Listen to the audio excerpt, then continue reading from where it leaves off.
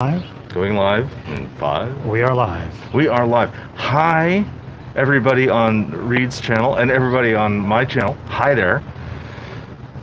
You're probably not actually here yet. Yeah, there's 0 people here right now. Yeah, there's nobody in the room, so I'm just going to speak, and unless you roll back, you won't know what I said. We're going to try something completely different today. We're trying to do local production off an iPad using StreamYard. And we're going to see how this goes. Yeah. All right, cool. We are live. Let's do it.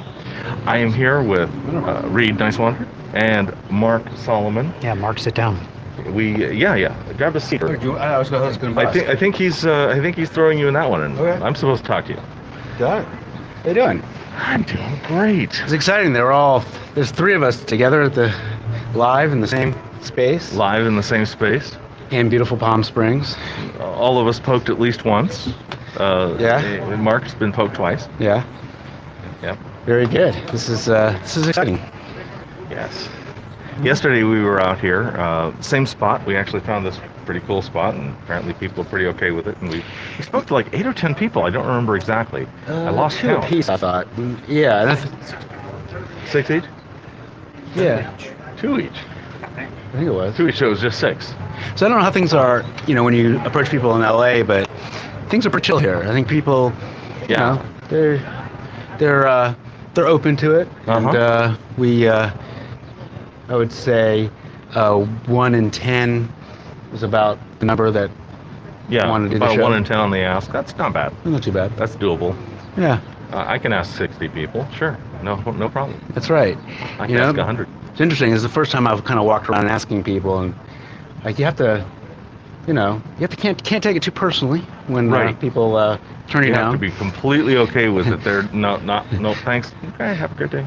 What's that? Yeah, you have to be completely okay with them. It is the norm that they say no.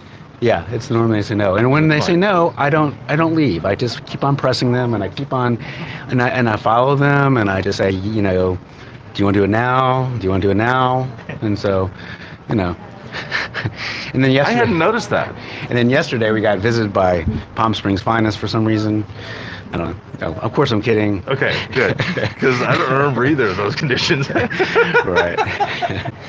I'll have to check the recordings. I was apparently out to lunch. Missed something. Yeah. Okay, so we're going to be... Pardon? You gonna busk? I'm going to go busk for people and hand off the table to everybody. Hello, everybody coming in. Just resetting the room. We're doing live IRL street epistemology for the next several hours, I think. Yeah. Get bored. Yeah. Sounds good.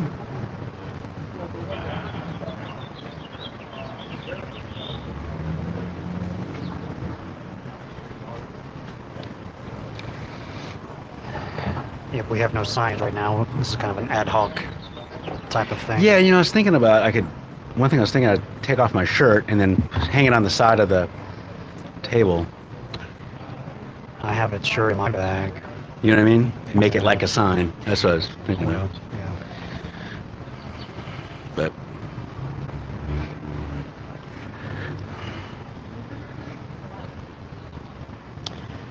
Nope. Let me double loop this thing. That helps. right.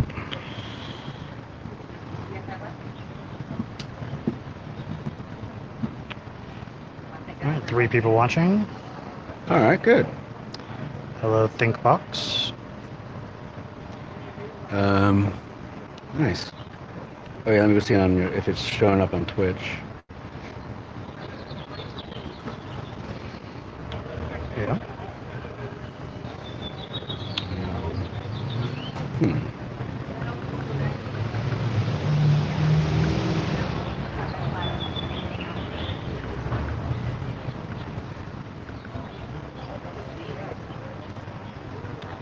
Yep, it worked 23 seconds ago for mine. All right. I see you now. It says you're live, so let's check it out. There we are. Is it working? Hello? Yeah, I see it. Wow, that's a lag. Oh, yeah. It's a lag. All right. Yeah, Dolly's still here. Oh, there he is. No, he's back. Right. Yeah, I was just looking at that's like a 2-minute lag on the. It's interesting. 2 minutes on that? It's about 30 seconds. Is it that long? Oh, on the YouTube. I'm on Twitch. Twitch right now. Twitch, okay. And then Howdy. see how do I? Oh, copy. You wanted to interview me, so I stopped. Yes, thank you. Yeah, that's great. We're the topic is whatever you bring. We're talking about. You're first. Awesome. All right. You can do name and notes here if you want, or just ignore this. Or actually, never mind. I'll take this. I'm taking this.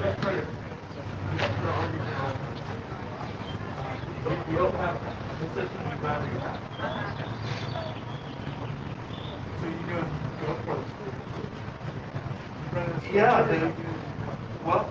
right now we have this phone doing a live stream, and those are recorded for high quality. I've got switchers. Yeah, we're doing a real simple one today. The real slow for recording on their own, and we're recording on that little Zoom 4 channel. Everything wireless audio through Bluetooth. If you're uploading to YouTube and Twitch.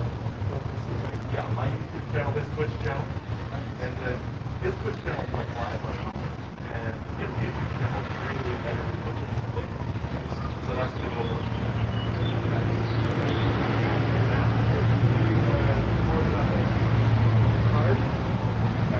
Yeah, all this keyboard. So your GoPros are recording the end stream. No, there's no other camera. Just the phone, so you're doing the wide shot of the Right, there's just one shot. Interviews like this are, you know, there's some kind of audience. Yeah, I mean, it's nice to see when somebody's gesturing. Yeah. Yeah, I've got too many hands to share.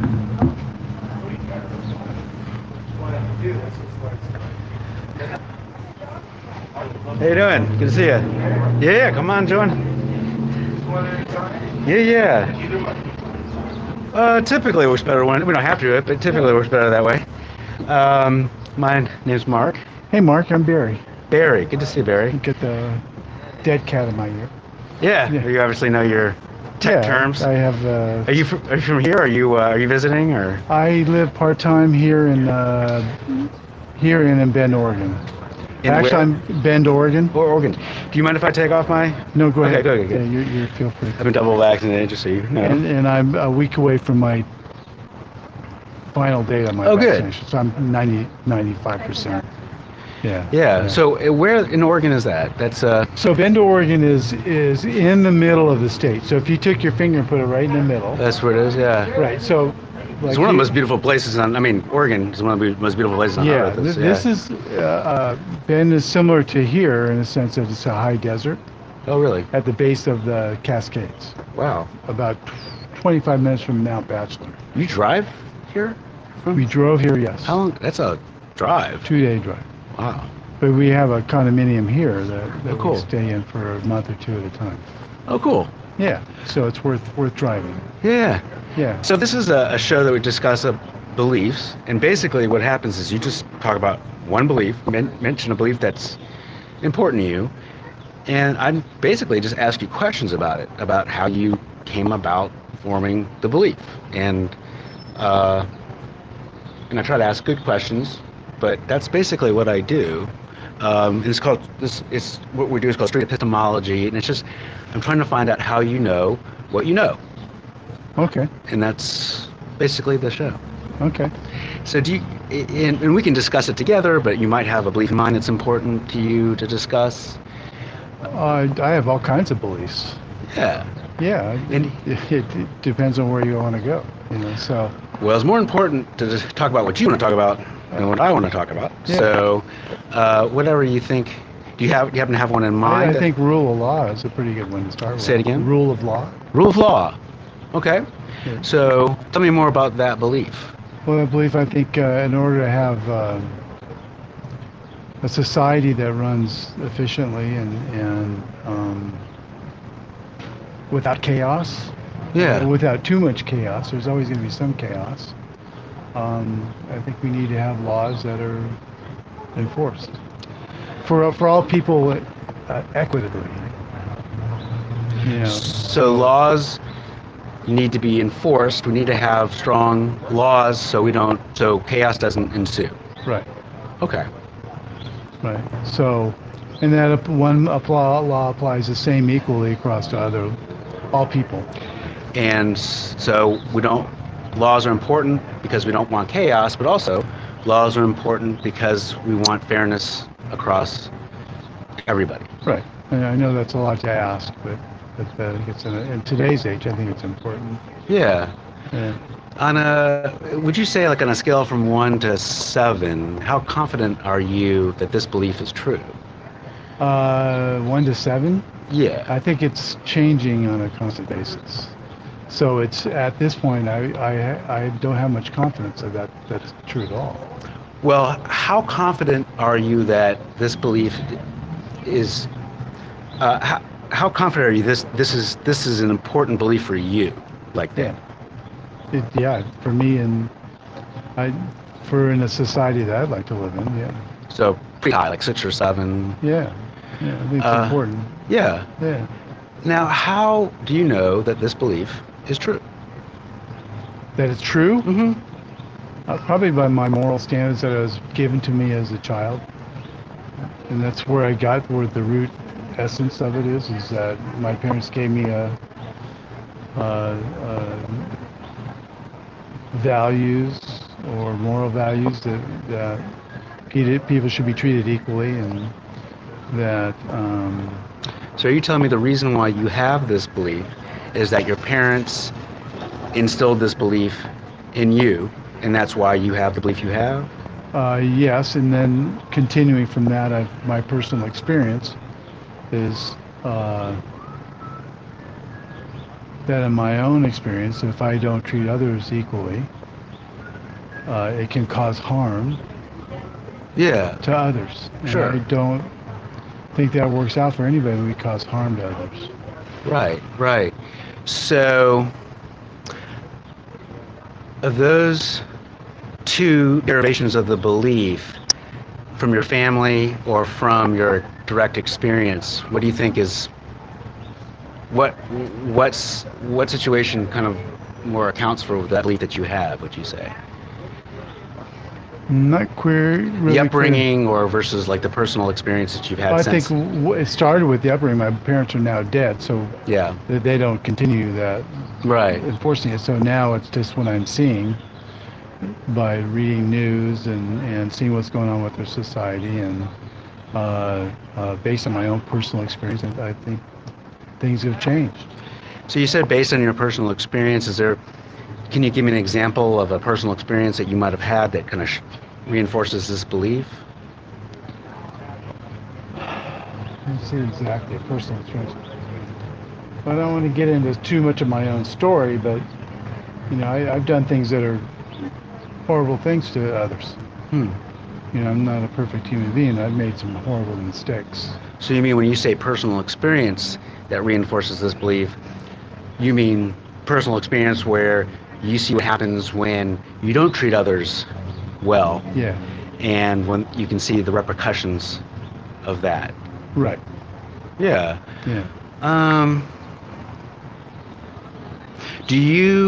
Would you say that you know anybody who in your life who have the outlook you've had in the past, where maybe you didn't treat people as well and you didn't have that same kind of moral outlook that you have now? Do you still know people who live their lives like that now? Or you mean in the opposite of the way that I think? Yeah. I think our politicians are working that way pretty well. All sides of the fence. Yeah. I think they do what benefits. They think that benefits them in the physical world for their own power or money or whatever. I think, but without regards to what's happening to the rest of us. Yeah. So what if there is a politician that you know that's sitting next to us in his chair, and the politician is one of these politicians you're thinking about in your head, and he or she says, well, I understand what you're saying, about, fairness and all that, but, I think what kind of works out best for society is that if we all just kind of look out for ourselves and we kind of do what we want, and, it's a dog eat dog world out there, and, I want to do what's best for me, and you are welcome to do what's best for you, but that's how I want to live my life, and I think that's morally the best way to live my life. I mean, that's what that person's sitting next to. Sure. What do you think about that statement? I think that's well, I think I've lived my life that way. Yeah. I've done that myself. I have my own personal experience Yeah. behaving that way, Right. and without regards to others, and just do what I want to make myself feel better. Was when you lived that way, was there an upside to that? Maybe immediate gratification. So the upside was immediate gratification. You got your needs fulfilled. For yeah, but then there's the underside where the little voice comes in Uh-huh. and says, you're a terrible person, and because it goes against my moral upbringing, see. Yeah. And I think most of us have that Yeah. moral upbringing, except for maybe psychopaths. But and it didn't work out well for me when I behaved that way. The repercussions on the longer term basis, it worked for maybe a moment, but it worked out horribly in the end. What do you think accounted for the change when you changed your belief from, it seems like polar opposite from what you have now almost? Yeah. What do you think accounted for that change? My life fell apart. I see. Yeah. So what was working stopped working, and Well, so yeah. all the wheels fell off the car, basically. What would you say to the person, the politician who says he was sitting next to you, and this politician says, I live my life because I just do my immediate gratification needs, and my life hasn't fallen apart. In fact, my life has gotten better because look at me. I've been elected, and I get to make all these. I'm powerful. I get to make all these decisions, and I get to make all this, side money or who knows what. What is there? What do you think about that belief? I don't like it, but there's nothing really I can do to other than talk to him Yeah. to change his mind. But it's rare when that happens. Yeah. Yeah. So having a conversation with somebody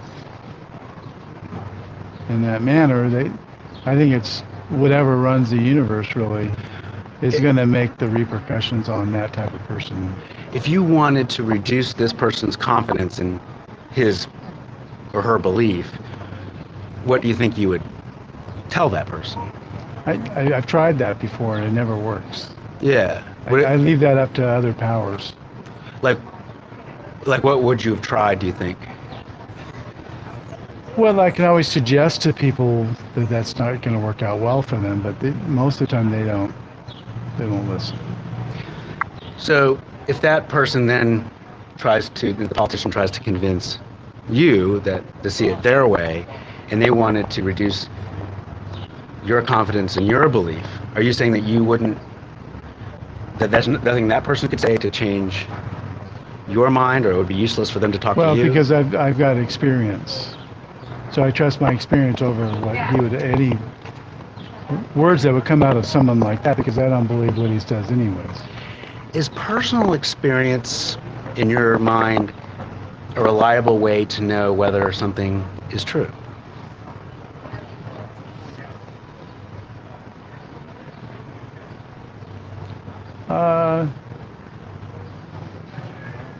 That's about as good as it gets for me. Personal experience is I've seen some pretty amazing things happen Yeah.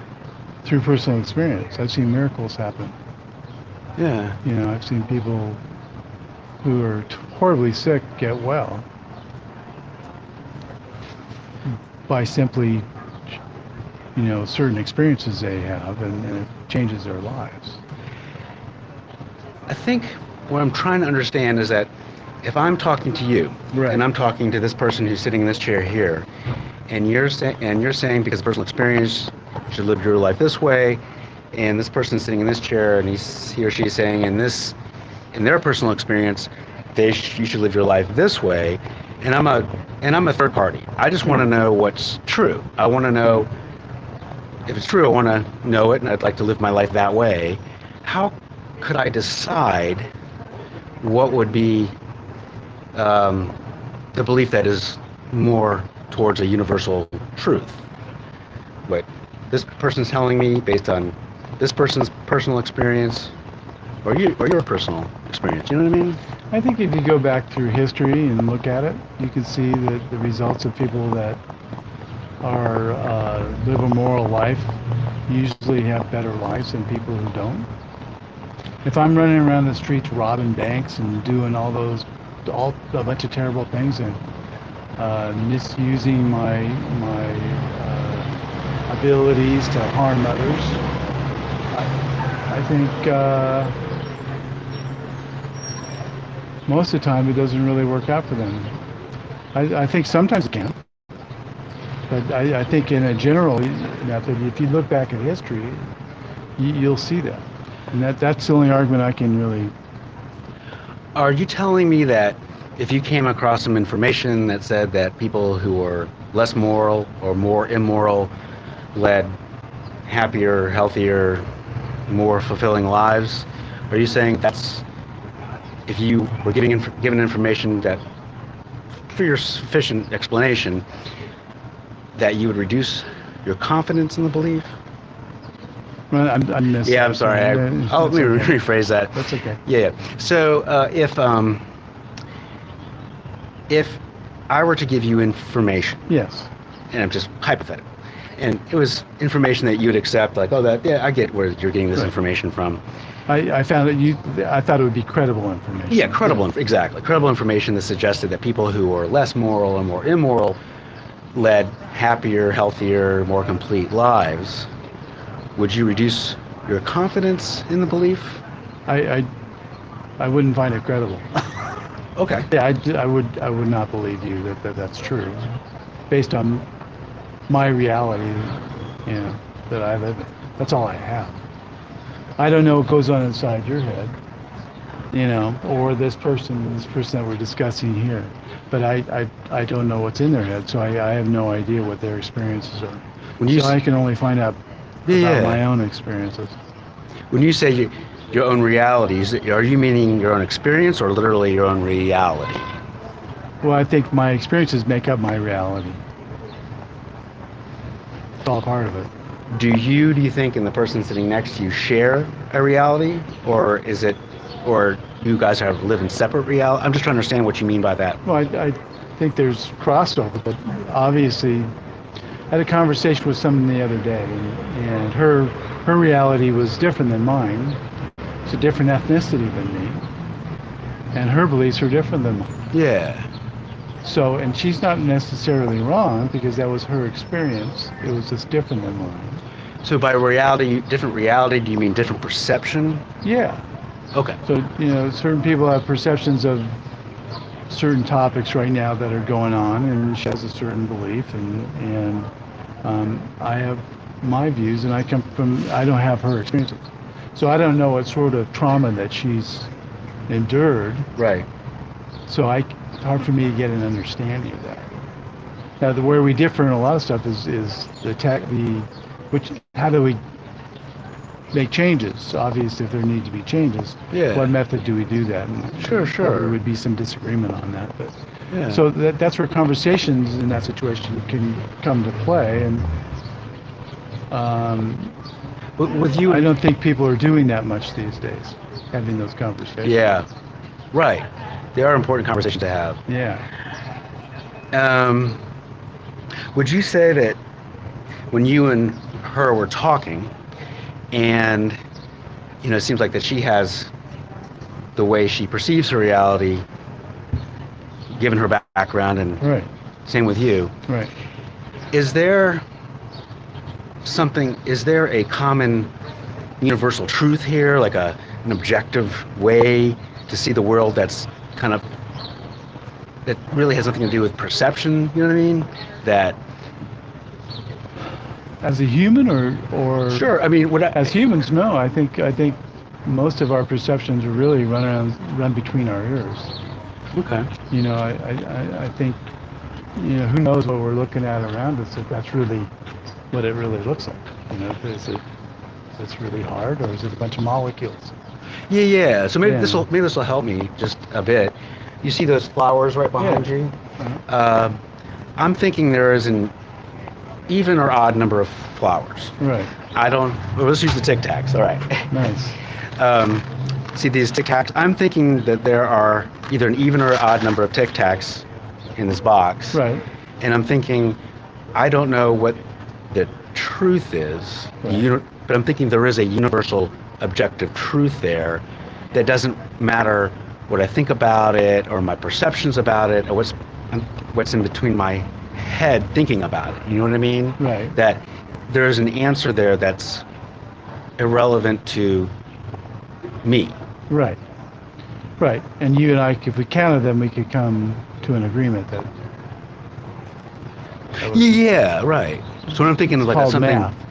Yeah, right. Yeah. So what I'm thinking is something that's like a truth that when you were talking with her, that there's an objective universal truth about something you're speaking about that doesn't really matter about where you come from or Right. where. Yeah. Sure.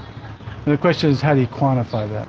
Yeah. Just like right now, you could say there's an even number, and I could say there's an odd number of Tic Tacs in that, but we don't know for sure either way. You could have your opinion, I could have mine. But in reality, we wouldn't know until we did the math. So we took all those out and counted them, we wouldn't know until... Would we have to do the math in order to find the answer, or would the answer already be there regardless if we performed the math? Oh yeah, the truth would still, yeah, it would, yeah, that's correct. No, it would still be there, yes. Okay. Yeah, the reality would still be there. Right. Yes. Yeah, that's what I think I'm. Yeah. Exactly. Got it. Yeah. So, do you think that there's a higher objective, universal truth there when you were talking with her about the claim of your belief that it's better to live a moral life, or maybe you're saying more of a pro-social life, like that? You know what I mean? Something that can be said that. I just don't know what it would be. Yeah. I don't have the skills to be able to Yeah. be able to change someone else's mind. Yeah. That's fair enough. Yeah, Yeah. It would be nice to be able to be that persuasive, Yeah. but I don't have that. Yeah.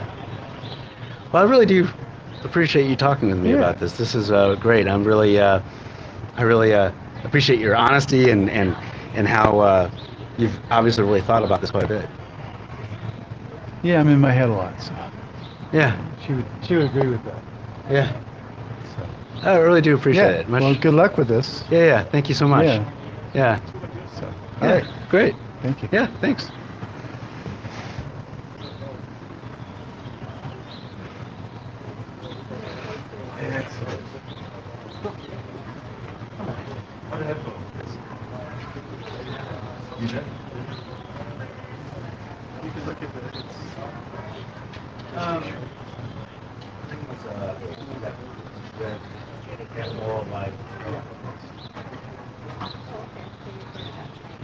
So you're gonna have a recorded part of that?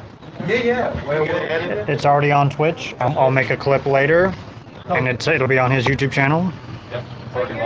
So what is? I don't know the word. Epistemology, study of how we learn things, or how we know things. How we know?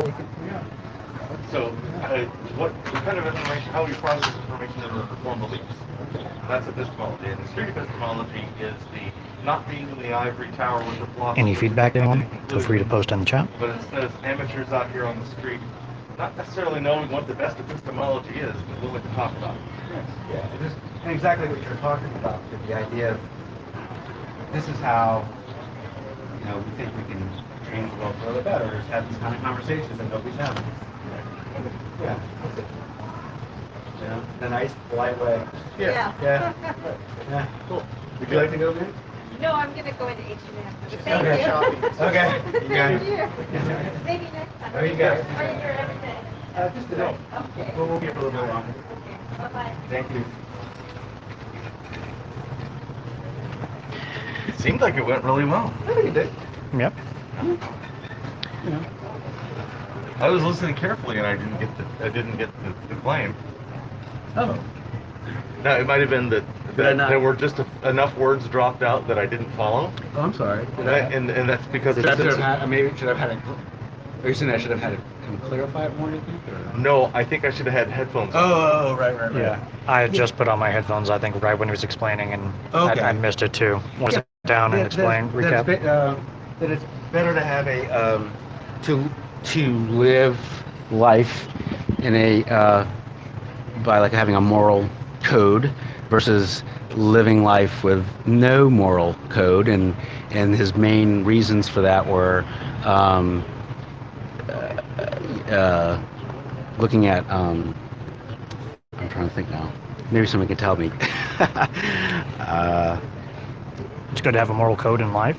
Yeah. I'm trying to remember the two main reasons are just escaping me of why he said that. Well, one of them was upbringing. Right. One of them was upbringing. And apparently sociopaths don't get that upbringing, which actually leads me down a whole different rabbit trail. Yeah, I didn't go there. Go Yes. upbringing and then personal experience. I'm Yeah, sorry. Upbringing, okay. and I was trying to figure out which was the main reason, but I think he's saying it was more personal experience. And then I'm trying to. Then I think I was discussing like the person's, third party sitting next to him, and they were saying, what about this person who has a different personal experience? And yeah, I think that was, and he was very, he was good. He really was very thoughtful and really good. I like that. Yeah. Yeah, just getting warmed up. Sometimes it takes a few for me to get like Yeah. Right. into it. Right. Exactly. Yeah. Sometimes it's hard to remember, like, at the process, like what had happened. So to think about it, but it was it was a nice one to start. It was very. He said that he's had the personal experience of living part of his life when he didn't live that way, and it didn't turn out so well for him, and so it's fair. Yeah.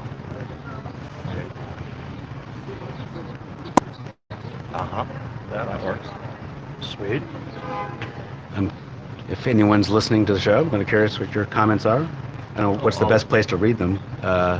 Would it be on Twitch or Discord? Is there a place where we can read them both? And during the process, Addison said, "There's some nice aphoria there," and Thin Box Dictator said, "I'm confused of his reasoning." Okay. And said, "I don't really have questions, which is weird, I guess." Freaks or Thin Box Dictators are regular. Okay. And so they would very often have Yeah. things to offer. Yeah. No, but I think I could have clarified that or got him to a little bit more. Yeah. Yeah, that's cool. Yeah, from what I could tell, the date was perfectly good, and it was one of those things where the actual claim didn't matter very much. I Yeah. could tell it was about morality in general, Right. and it was, we should be moral for reasons. Yeah, I was just trying to, when he was using the word reality, I'm just, people use that very differently. I was trying to understand whether his perception You're of, saying perception. Right? yeah, versus an objective. Experience. Right, yeah. I'm going to bust. Okay, great. And you're next. I'm next? Yep. Okay. In the meantime, we'll just chat with the chat. Yeah, So, yeah, sounds good. yeah, we're here in Palm Springs. How was your hike this morning? That was good. There's a mountain behind us. I don't know if you can see it on one of the video cameras. Maybe you can.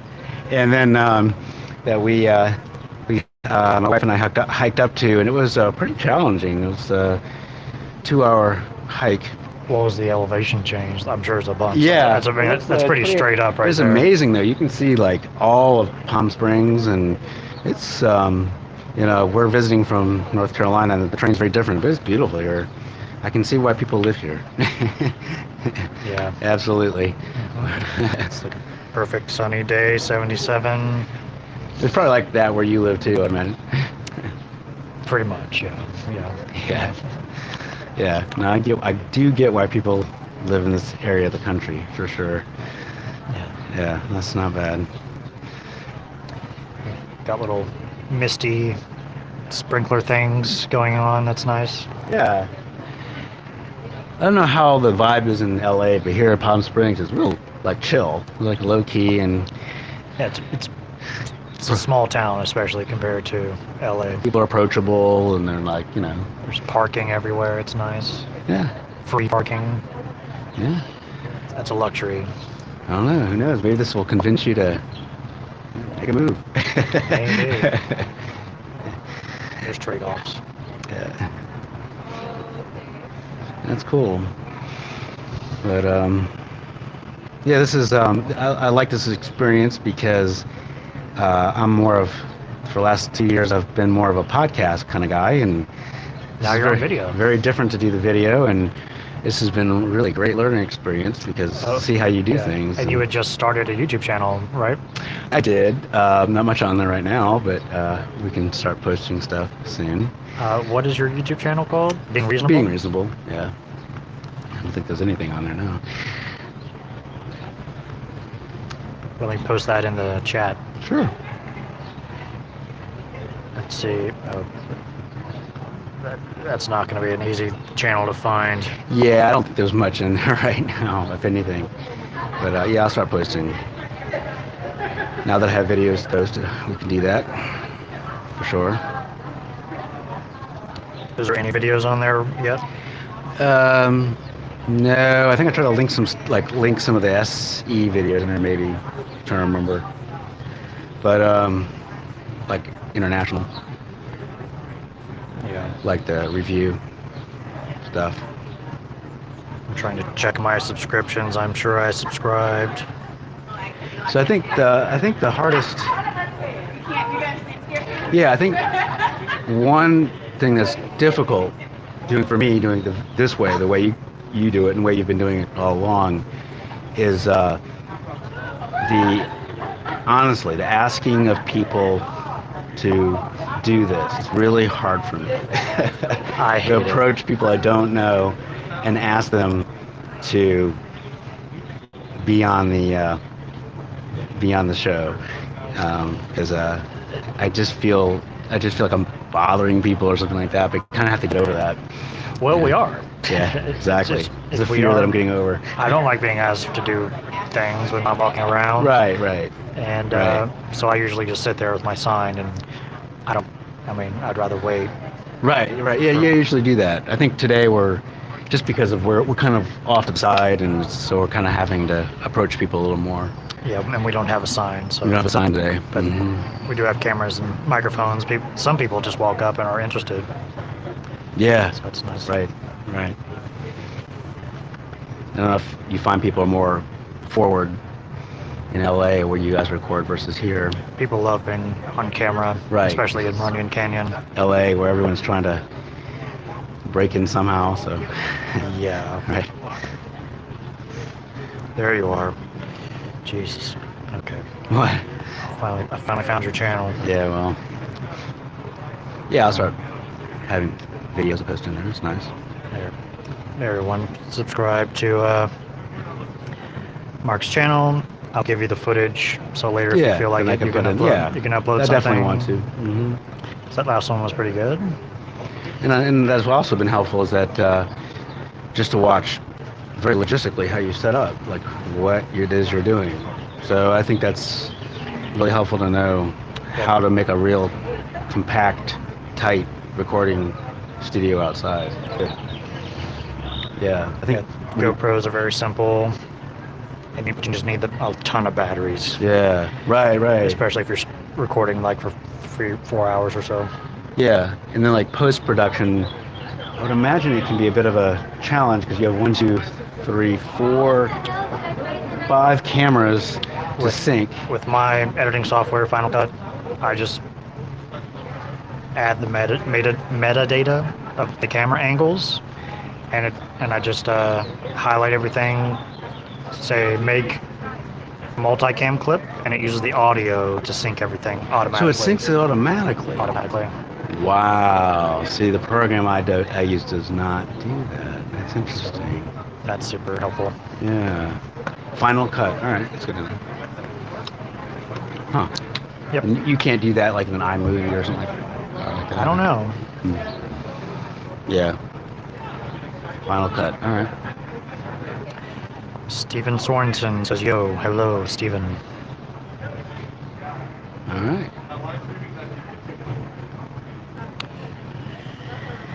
Yeah. Cool. And the usual way you get people to talk to is people contact you through your website or something? No, because the nature of what I do, I contact them. Like I reach out to the person, and so I have to email probably 20 people, something like that, to get one person to show up. You reach out to people. How do you find people? I just whatever wild belief that kind of pops into my head, I just Google it. And they have to be local to your area, right? Yeah, if they're willing to come to where I am and things like that. And have you exhausted that market yet? Of like, or come close? You know, there doesn't seem any exhaustion of people with, claims. with beliefs that they want to, and so there's a self-selection that kind of goes along with my podcast, because usually when people decide to come on, they want to maybe market their, they've got stuff the horoscope business, or you know what I mean, like, and so they and I say, yes, I'll mention your business name. I don't know if it really drums up business, but I would think so. Potentially. Yeah, it could. Yeah, it depends. Yeah, some people want to share something they're doing when they sit down at my table. Right. Some type of thing they're doing, usually fitness or life Right. coaching style things. Do they ever ask, can I mention my business or anything like that, or? When we wrap up, they're usually like, or when I'm doing introductions, they'll usually share who they are and what they do. And when we wrap up, it's like, do you want to? I usually ask, do you want to share anything else, where Right. people can find you or whatever. Right. Yeah, when I was doing this from the Mind, Body, Spirit Expo, there was one person who went about 10 to 15 minutes about the supplements he was selling. So okay, all right, let's wrap. Well, okay. Well. Let's wrap that up. Right. Well, Dolly's having a conversation with some people over there. Maybe. Yeah, it's a long conversation. Maybe he's got I don't know if he's someone. convincing them or not, but Who knows? this is only the second day we've been here, but I'm starting to see some of the same cast of characters. Oh, really? Yeah. Yeah. They're probably just a local hangout spot for some people. Yeah, we're in a square in Palm Springs. Kind of nice little area. It's just,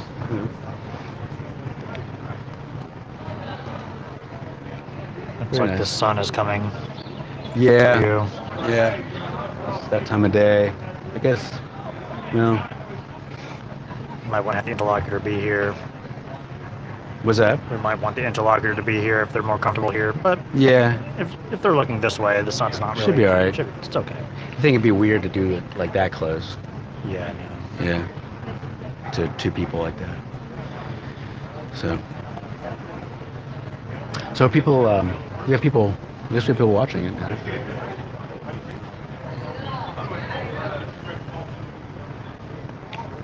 How many people are watching? 12 people are watching. Oh, cool. I wish we'd give you more exciting information. Yeah, we'll have someone soon, hopefully. I think he's talking to somebody, so let's see. Sigma asks, do you guys do sessions over the web, like via video chat? Yeah, if you go to my Twitter, I have a pinned tweet for a way to schedule a time to chat with me privately. Oh, really? Yeah, and I've been doing a few of those, and Really? those are interesting. Now, these are to be published publicly, or just people that just want to investigate a claim with you? With me over Zoom.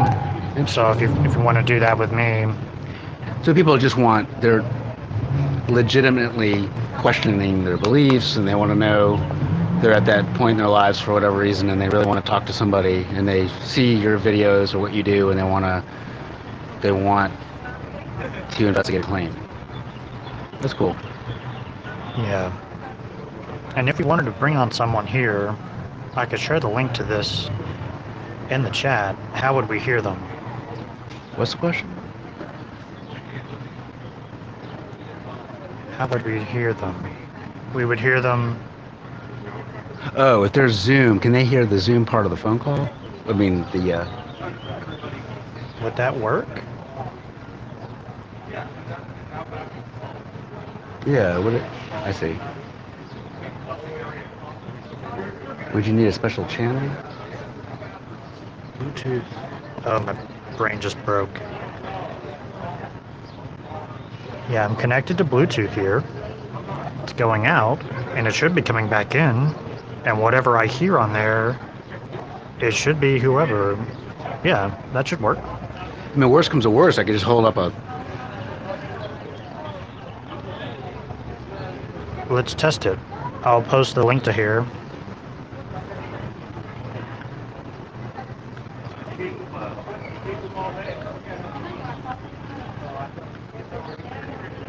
So if someone wants to come on and test this, feel free. Am I going to regret this? We'll see. So feel free to come on and we can chat with you. Yeah. I think that should work. They'll come on. How do you show both of you? They come on and they'll have their own camera. Yeah. And you just make that split screen? Oh, on StreamYard, yeah, sure. Yeah. Right. And then it's the iPhone audio. And if I just unmute this, that should do it.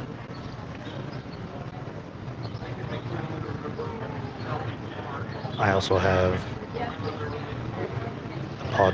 pod track zoom pad noises.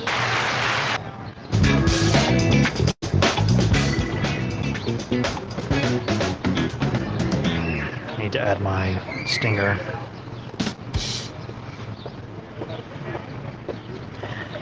So if someone is watching, feel free to test this out and click on that StreamYard link. Oh dear.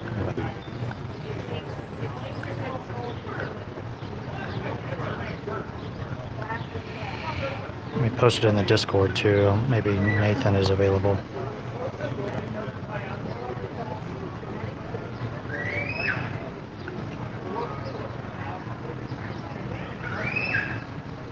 I just see Dolly looking at the pigeons, so I'm not sure if he has someone lined up or not.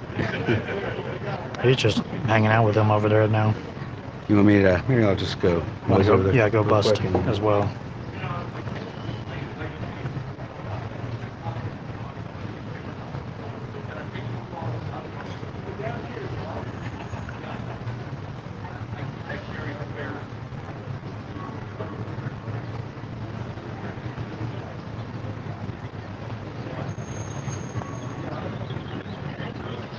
I also posted the StreamYard link in the Discord live show text chat.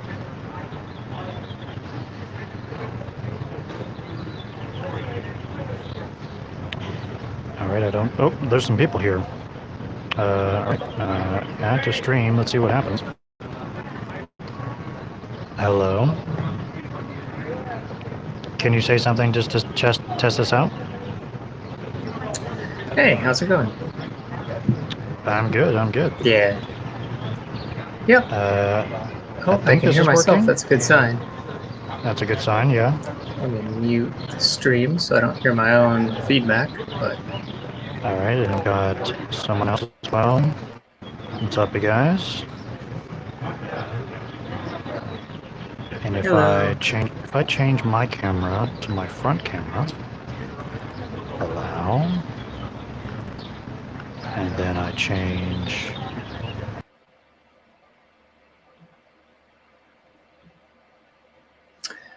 So I've got the stream muted. yeah, I need to have this always there for the audio. Yeah, But I I'm can- making but I sure I can- don't hear myself coming back through in the StreamYard bit. Yeah, you mute your stream wherever you're watching. Yep. Seems to be working Alright. good now. Yeah. I've seen you before. Yeah, what's up? And can you Done. all hear me too? Yeah, I can hear you. Good. Yep. I'm Sounds really good. impressed with your tech skills. This is pretty phenomenal work. Thank you. Yeah, it's a StreamYard mostly. Nice. Did you say you've seen me before? Do what? Did you say you've seen me before, or is that Diamond? Is the No, other? Diamond. Yeah, Gotcha. I've seen Diamond I before. say I don't know where you would have seen me before. I'm Yeah, no. nobody. So who are you? Just Twitch streamer, I suppose. Mostly just stream gaming, things like that. But you know, I do enjoy having these sorts of interesting discussions. So I try to pop in when I see you guys go live and see what people are talking about. I do Nice. like the Did whole you- street epistemology thing as well.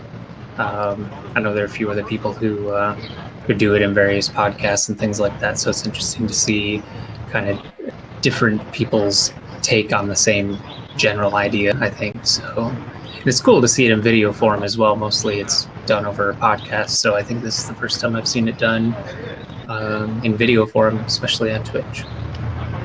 Oh, sweet. Cool. Did you find out about us and street epistemology originally from Twitch, or where did you first hear about street epistemology?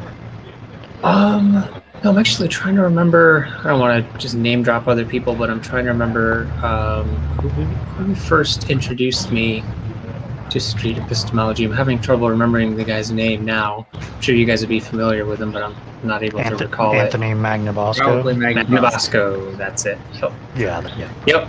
Most And I like the likely. way he did it. I don't know if it's his thing that he came up with or what, but it sort of felt that way when I discovered his show.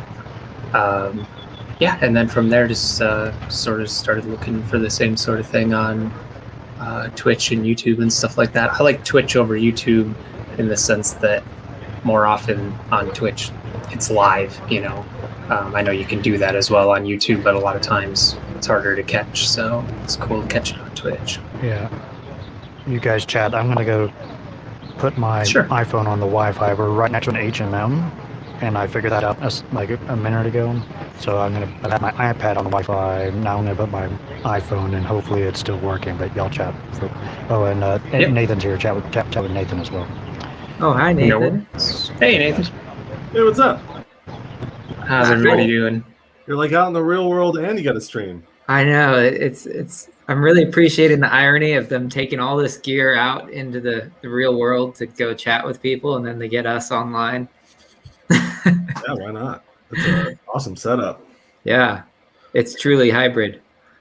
So, Sigma, do you go by Sigma or? Yeah, Sigma's fine. Cool. Nathan. Oh, I don't know which way to point. Yeah, that's right. Nathan's a content creator. He's got a channel too that I definitely recommend you check out because he won't cool. promote it himself. But yeah, I've tried SE just a little bit, just in my local park, but I don't get into the YouTube stuff or anything like that. Mhm. Did you mentioned that you were interested in trying out a claim? Is there something that you wanted to talk about today? Not. I mean, I am interested in it. I don't necessarily have something that I think would really be like perfect for the show. I don't want to just like do too much experimentation or whatever. But you know, I'm the kind of person that has a lot of views that I feel like I've thought a lot about. I feel like if I were to do something similar, it would be a bit more rhetorical. You know, I'm more interested in why other people don't share my views rather than diving deeper into why I have the views that I have, because I feel like I pretty much have them hashed out. So more looking for like, this is why I mentioned like different people do street epistemology differently. If I were to do it, I would do it in a bit more challenging sort of fashion, which I know not everybody appreciates, but I really appreciate being on the other end of that. So, you know, rather than somebody just asking me questions to see what it is I believe, maybe asking more challenging questions to try and get me to say, you know what, maybe I'm wrong about this, or I never thought about it like that. And everybody's different, so a lot of times a really light approach is all that's really needed to get somebody to that point. Depends on how thoroughly they've thought things through and that sort of thing. So, but yeah, it's all very interesting. So, yeah, I could hear it. It sounds like you enjoy a challenge, a little bit more of a debate format. Would you say? Probably, yeah. I've never really done anything like this. I sort of regret not being in like the whole debate team in high school and things like that. I never really got involved with it. So, and now at this stage in my life, I'm finding that when I do want to have discussions like that with people, a lot of times it's not really very welcome. People just want to chill and have fun most of the time. And so it's interesting to find people that do want to have discussions like this, or people who do want to ask questions or do want to be challenged and that sort of thing. So try to find a better place to do that and not put people on the spot in unexpected situations or whatever, when everybody's just trying to hang out. What do you think the difference is between the challenging questions that you're thinking of versus the SE style? I guess so. Usually when I'm watching these sorts of interviews, I think, how would I answer the same questions that the interviewer is asking? And most of the time it seems like it's just stuff that I've already thought of. And so they don't seem very challenging to me. But like I've said, a lot of people don't necessarily put as much thought into some of the things that they think. And so they just sort of bring up something, and then it's kind of easy to make them think about things in a way they maybe never have before.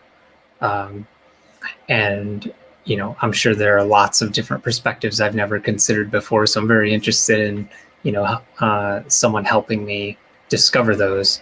I guess if it's okay to say, without sounding arrogant or whatever, I feel like they have to be a bit more challenging than average to kind of give me that experience, I guess, if that's fair to say. Yeah, I hear you. Well, I think now would be an awesome opportunity if you wanted to try it out, but I don't know if, Reed, do you guys have someone coming up soon, or? Oh, that would be hilarious. I could show someone here in real life chatting with someone on StreamYard. Oh, that would be cool. That would be hilarious. Yeah. Wow.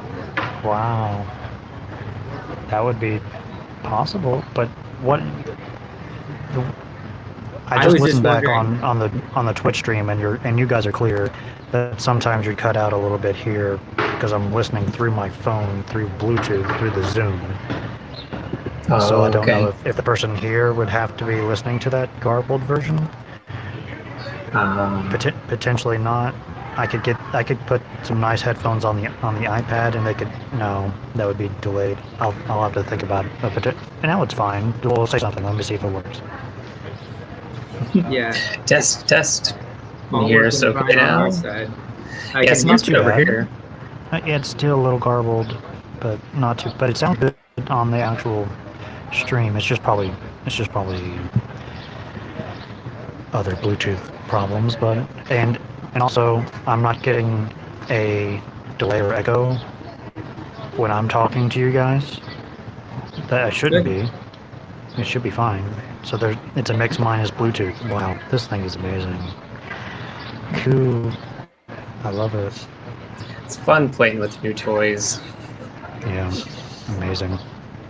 I'm always shocked when stuff works, even though it's nothing I own is really very cutting edge or anything. It's just wow, that actually works. It's incredible. Yeah.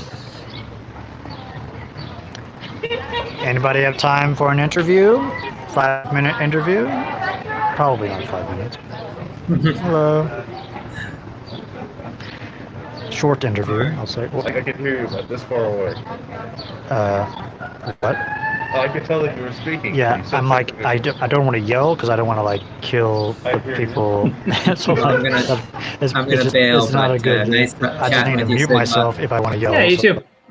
Hopefully, yeah, if they aren't busy, I definitely suggest trying to claim and seeing where it goes, because it sounds Sure. like you've thought about a lot of Yeah. stuff, and I'd love to hear more about Yeah. how you're thinking. So I recommend practicing I'd on be the up SE for it. I just Discord. don't want to, I don't want to take over the show or anything like that either. So I figured Yeah, I'd at least yeah, pop I in hear and you. help test the tech. But yeah, totally. Yeah, just Likewise. thank you for testing. Yeah. So I should have. Yeah, no problem. sure.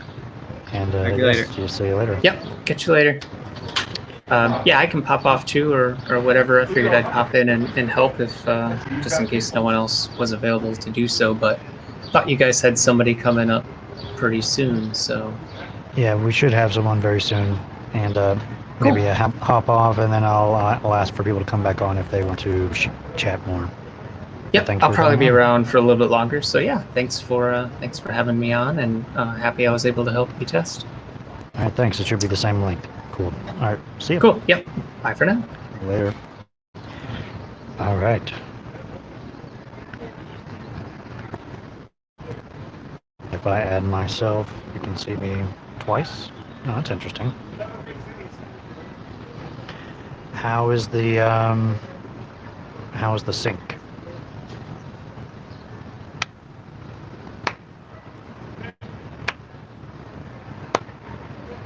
Good enough, hopefully. Anyway. Frame perfect. All right, cool. Okay. I also shared the StreamYard link to the chat, and people came on and chatted. Yes. So that's an option as well. Yes. And another potential option is people on StreamYard who want to practice SE with real interlocutors Yes. could do so Yes. this way.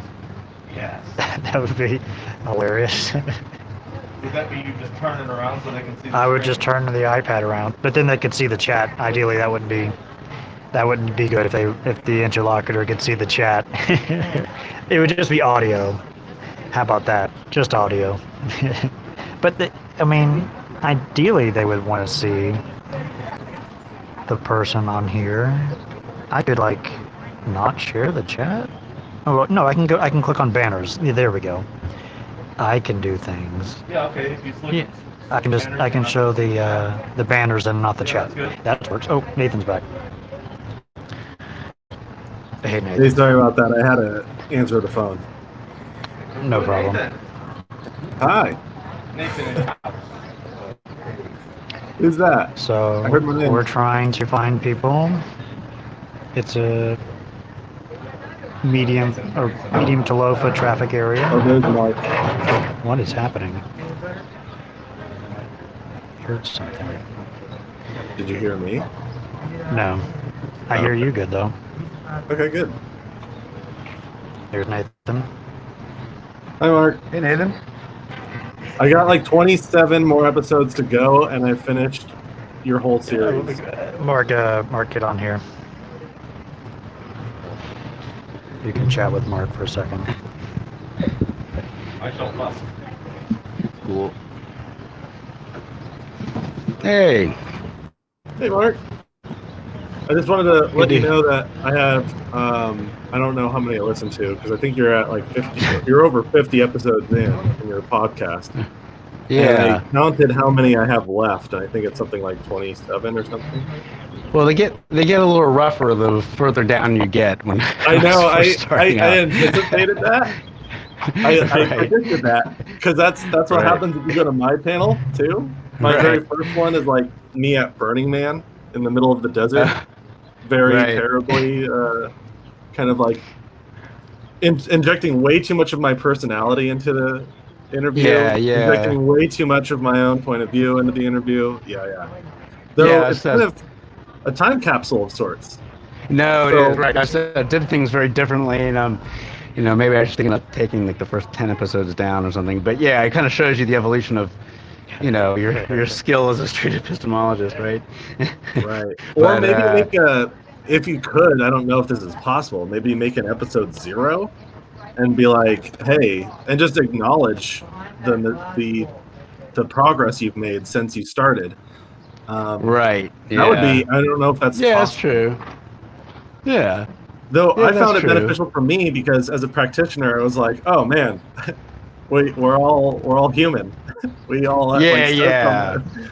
And so I listened to your Right. first episode, knowing what to expect, and you did a pretty good job. Like I can't even say that Alright. it was anything Yeah. to be worried about or anything. So Yeah, I'd I say think leave it at that point, I had watched a bunch of Reed's videos, and that was basically what I've done. I'd maybe Right. watch 10-year videos, like, oh, I want to give this a shot. Oh, wow. That was how it happened. Yeah. Didn't read anything. I just said, all right. That was your main exposure to it? No, it really truly was. That's amazing. Your videos were the main things that did it. I think it was. I think like your first like really cool aha moment was like early on, and it was a younger female, and you were interviewing her, and she came with her friends. You know what I'm talking about? Oh gosh, and it was a religious claim she had, and I'm trying to remember. And it was like even at the end of it was like your first aha, and like at the very end, you were like, wow, that worked out really cool. Oh, cool. Do you remember that one? No, Maybe somebody knows that I'm one. sure I can. I could probably look it up. But yeah, it's probably one of your more watched ones, I'd say. But yeah, I watched that and go, yeah, that's really. I think that was the episode. Like, that's really cool. Sweet. Is that the one where the girl says, I didn't even learn about this in Bible class or something like that? Yes, that's the one. Oh, That's the that's one. the main one. That's- yeah, that's yeah, the one. that makes sense. That's his most Yeah. popular one, right? I think. Yeah, that's it. Yeah. That day, I was at VidCon that day, and that was probably my like 20th chat of that day, and I was just on a roll. Yeah. And by that point, I was just like tired of listening to people's rabbit hole reasons, and I'm just like, I just did the real reason check every time, and then try to get down to the very core reason, and then question that reason through outsider tests, and that Yeah. seemed to work pretty well, at least for her. And she just had very short, honest answers, which made it go very smoothly. Well, right. I think I couldn't see what else was going on, but I could tell that she felt like she had a lot on the line because I think she might have come with a group of people and they maybe were looking at her or like listening in or There were something. like maybe 3 to 4 people off to the side listening. At that Yeah. point, I didn't have a wide camera. That would have been nice. But her mom was there, I remember. Right. So there's a lot on the line for her, and I could tell like she was like, Yeah. okay, maybe I should start thinking about this, right? Yeah. Yeah. That was cool. I like that. Pretty funny. So we're just waiting for people to stop by. You want to go busk for people? I'll go bust. I'll do it. Okay. Sure. I was not wanting to throw somebody in because you had somebody you had taken it. Oh yeah, No. yeah. We're chatting in between. Yeah. So we ideally want to find someone. Yeah. We had some success early on. I Do you started guys have talking a to sign that's advertising it? Yeah, that's a No, we issue. don't. We don't.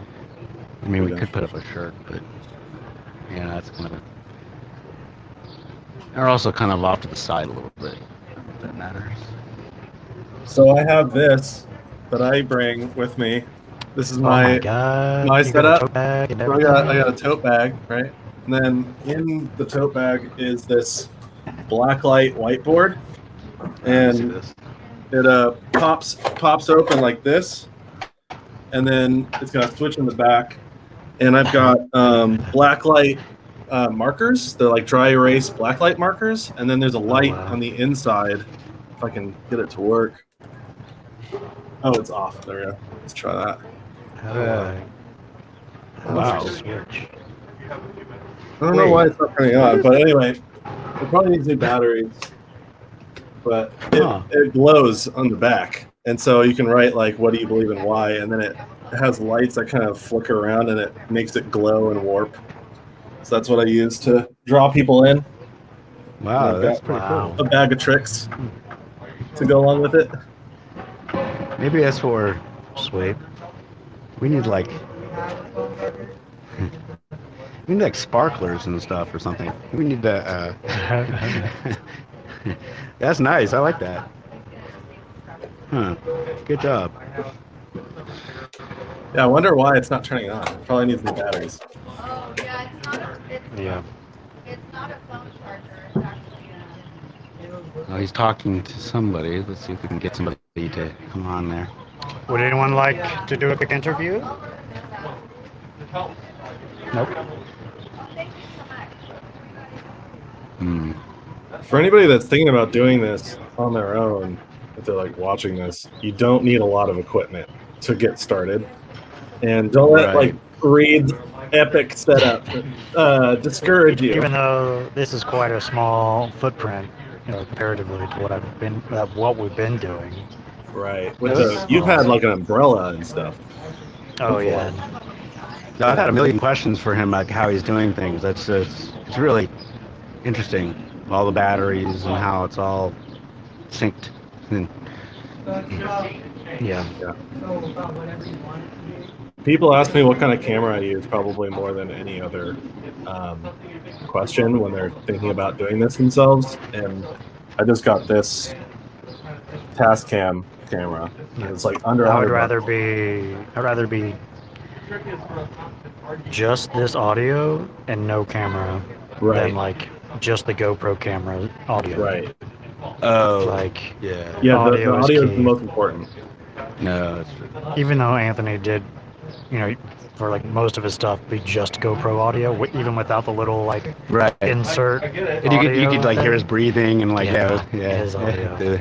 At first. At first, yeah. There's so much wind. That's why he's super paranoid about wind because of the crappy GoPro audio microphones.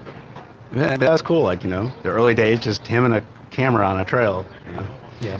My first go out was with a Blue Yeti on like my desktop mic arm. It was like I put it right in the middle. Right. That was really shitty. That did. And if someone touched the table, it would just make a really crappy booming noise because it's so sensitive to Right. that. Then you have to say, please, sir, don't touch the table. Don't touch the table. Nothing helps report like that. It was Stop touching the It's table. really bad.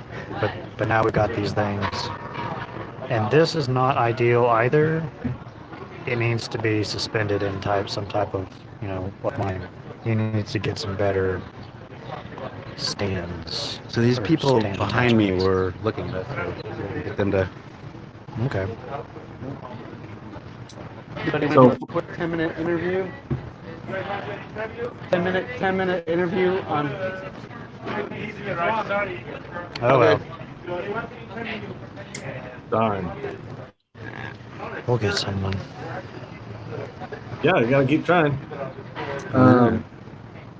Dolly's talking to Speaking of- somebody. We'll see. Speaking of finding somebody, funny story. On the workshop that we did last Monday at the SE Yeah. workshop, Yeah. I didn't have very many people come into the class, probably because I didn't do a good enough job promoting it. It'll happen again this Monday for those that are interested. But David McCraney Oh, showed wait. up. Oh, we're gonna have. I know. I'm so jealous of that. We're gonna watch it back in a second. All right. Someone's coming. Dolly's gonna do it. Okay, good. Hello, Yay. Dolly. You're next, right? Yeah. You're. May I put my stuff here? Sure. Okay. Hello. How are you? I'm good. How are you? I'm good. Dolly, you're going next, right? Cool. Go ahead. I have not been keeping track. So you've already chatted with Dolly, so I'll let you go with Dolly. Okay. We've already got that much rapport already worked We out. do. We have chemistry. Yeah, indeed. I'm going to wear these so I can hear you really well. Okay. Do I need to wear some too? You can. I will. You can hear real well then yeah, if you do. I would like that because then I can Mhm. actually focus and concentrate. Indeed. So, my name is Dolly, D-A-L-I. hmm Your name is? Mindy. Mindy. Cool. I would like to ask you about something you think is true about the world. And then I'd like the opportunity to ask you all the reasons you think that's true and dig down into your epistemology.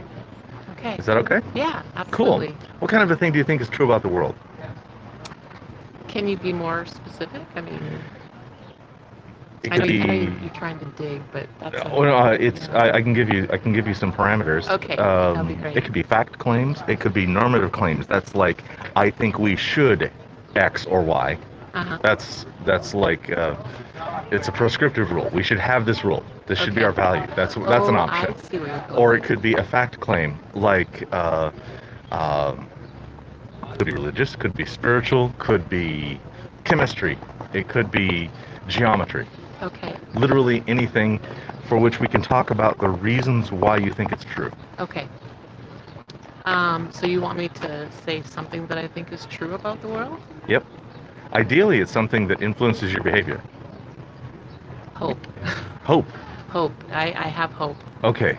So 'Cause I see a lot of changes, but I see hope. okay. So hope is a good thing. Mhm. That would be a claim. Hope is important to your outlook. Hope is important to your choices. Without it, it's sometimes hard to persevere. I'm always looking for rewarding direction and not perfection. Okay. So, like you'll hear, oh, this is bad or that's not good, and then like ask, like Mhm. you're doing, asking the question, Yeah. well, why? And then gaining perspective, but also holding a place for hope. Okay.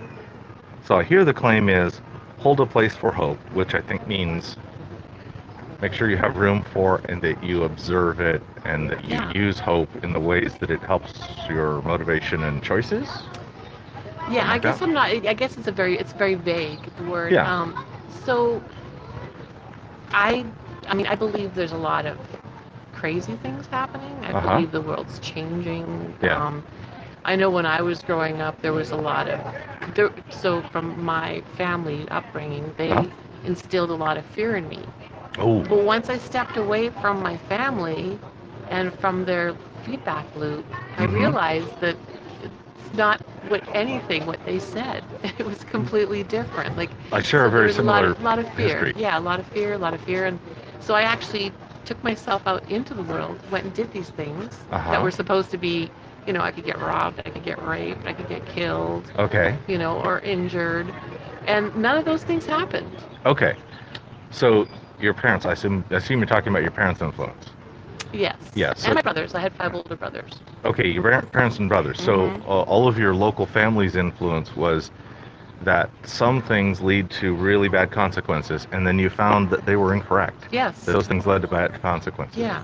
And more specifically, being from a family where I was raised by 6 men and 1 woman Okay. who was not present all the time. Okay. So my influence was very masculine driven, sort of like you're a girl, you're a lady, you're a woman. Okay. You can't do this because of your gender. Oh.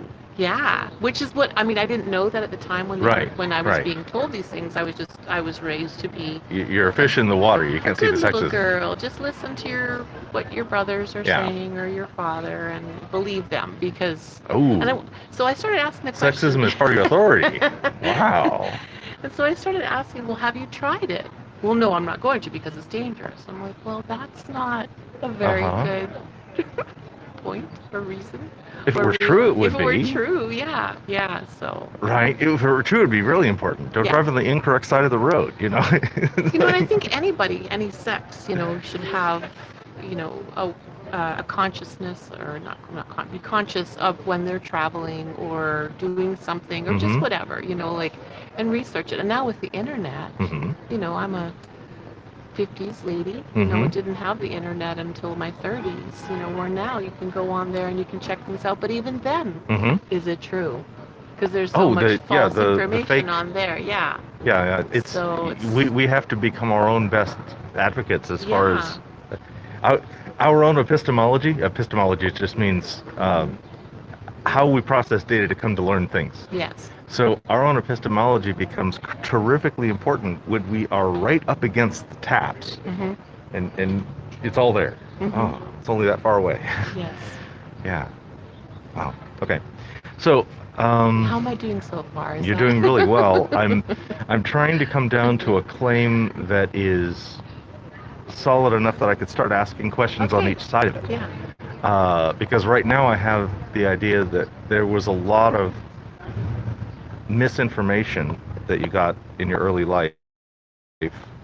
I'm just going to call it from a sexist hierarchy, but I don't Not want like to put that, words but the into it. education system too. Like Mm-hmm. I've been on a road trip for 5 weeks now, and Yeah. I started out in northern New Mexico. And when I took social studies in Uh-huh. school, and I'm also Canadian, Uh-huh. so like elementary school, high school, social studies, they talk about places, in Europe being old, or history of Europe. It was Yeah. always Europe, Europe, Europe. Oh my gosh, New Mexico? I feel terrible that I'm in my 50s and I didn't realize there were places on this continent, in Mhm. this country, that are that old. But Oh. it's been, Okay. buried, Yeah. Yeah. literally. Yeah. Literally. No doubt.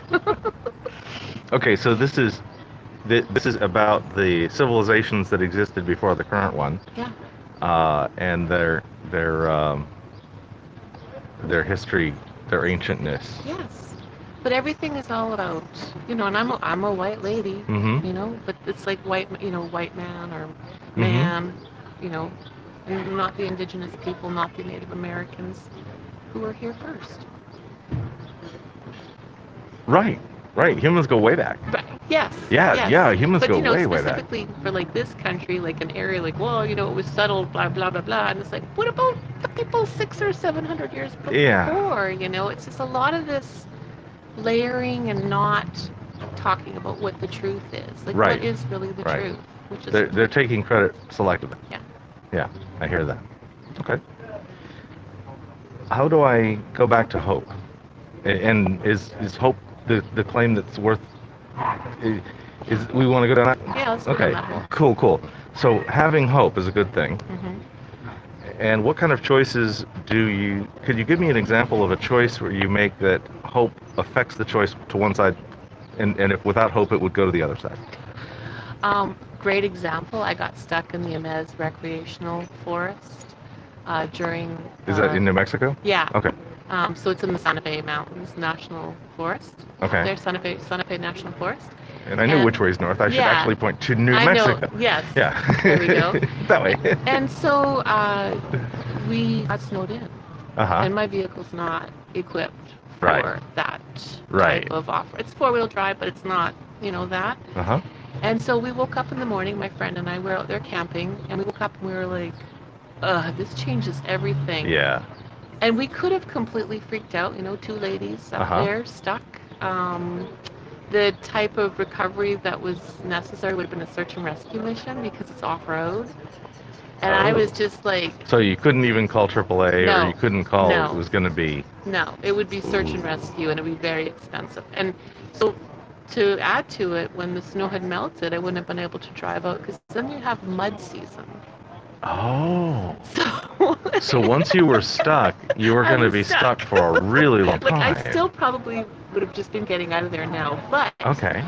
I said to my friend, I said, I'm only going positive today. I'm just going to be hopeful Okay. that somebody drives by and they want to pull us out. And within 15 minutes, a young man showed up, brand new truck. He couldn't have been older than 20. Uh-huh. Do you ladies need a pull? And I said, I don't know. I'm not sure. Do we? Like, how bad is this? He goes, Uh-huh. it's going to snow more tonight. And I said, do you really want to pull us out? Because Yeah. I really need to be pulled out. And Uh-huh. he said, yes. Cool. He loved it. You love There's it. we could have completely freaked out. And Oh, been totally. like, Okay. So the choice in this case was to trust in what you didn't know, right. to cover the need, and to not assume that your own knowledge was the limit and you had to pull a big plug. Yeah. Which I assume was a cell phone call away with the 911 and horribleness for weeks. Well, I mean, search and rescue probably could have gone in there and pulled us out, or Yeah. some special Totally. off-road towing company. And it's not about the money. Uh-huh. It's about, we failed to pay attention to the winter Sure. weather warning. Not knowing. I'm Sure. I'm in Oregon now, and coming to New Mexico, 6,000 feet. How much can it snow in Right. 9 hours, 14 inches? Yeah. Wow. Yeah. Yeah. So yeah, I'm trying. I'm not trying. I am spending each day when things seem tough, Mm-hmm. and just having hope. That's just the word that. Okay. That's the word. I mean, that's my word right now. Is hope. I hope it works out. I hope this happens. when is it a bad idea? When Well, is it a bad idea? Yeah, is there a kind of decision where adding hope to the choice would make me go for the wrong choice? I don't know. I don't have one that comes to mind. I mean, of course, things not so pleasurable happen. Okay. But then when that happens, I just have this philosophy. There's a reason for it. Okay. There's a reason that this is happening right now. I'm not going to fight it. I'm not going to be angry about it, or I'm not going to waste my energy on that because I can't change it. It's happening. And Okay. It's not This is the pleasurable. wisdom to know the difference part of like Yes. the serenity prayer. Yes. Got it. Yes. Yeah. Yeah. Yeah. I really like that part. Yeah. Yeah. Surrender. Okay. And honestly, like every time I do that, something's revealed, and I'm like, okay, that's why I didn't go at that time. Okay.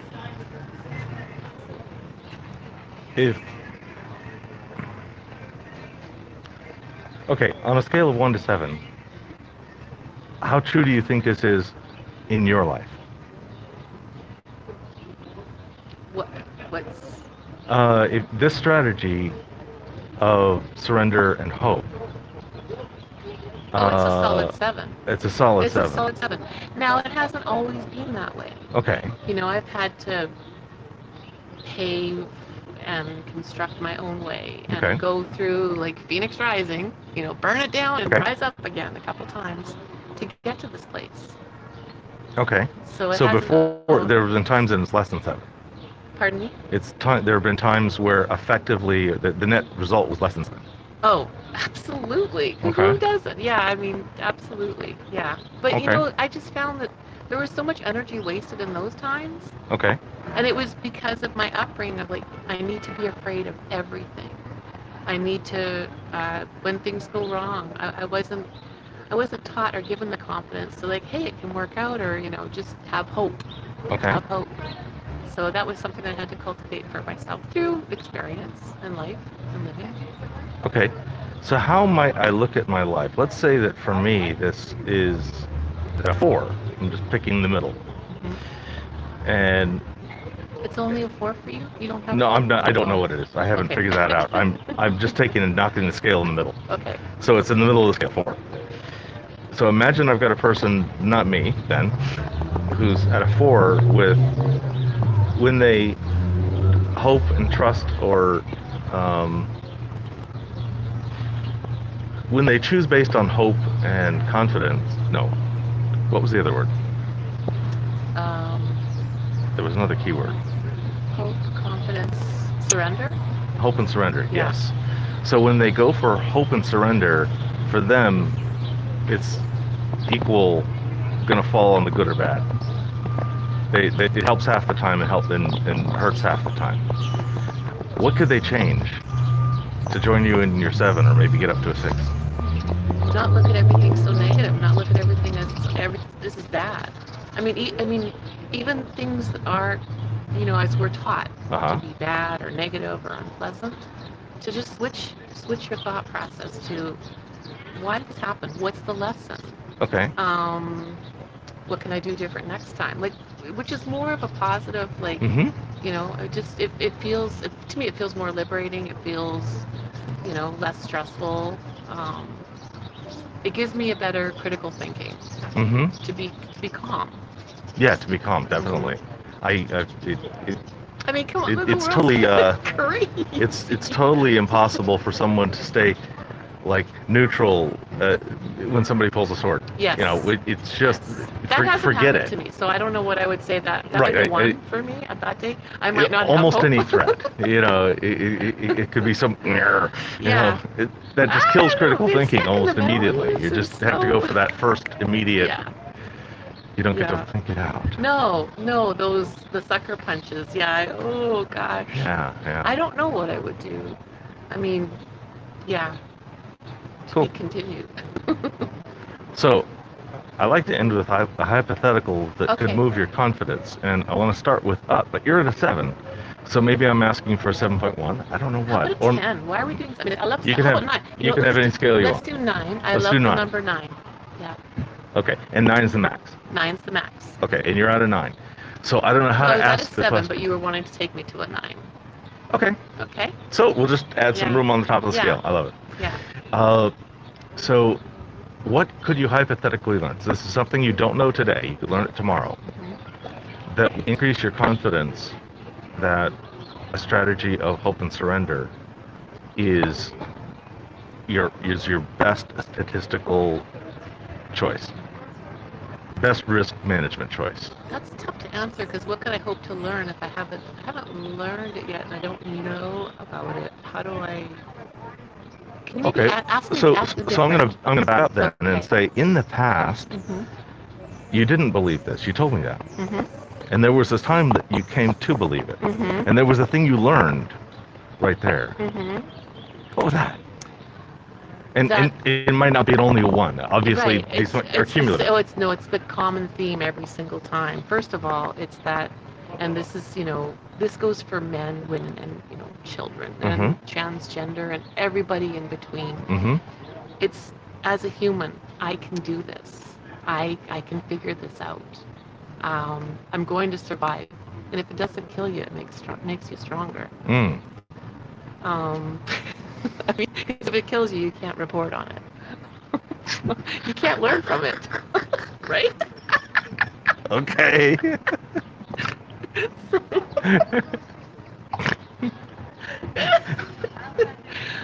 So Snorting is welcome. yeah. Ask me again. Okay, so yeah. now I'm looking for Mhm. the hypothetical question is, what could you learn tomorrow? So this is What data could I that you learn don't tomorrow? currently know that would reinforce your belief. Something that would prove your belief and make you more sure. Again, it's I don't know how to answer it because I haven't met it yet, or haven't discovered it yet, or Let me offer do I two be options. subjective?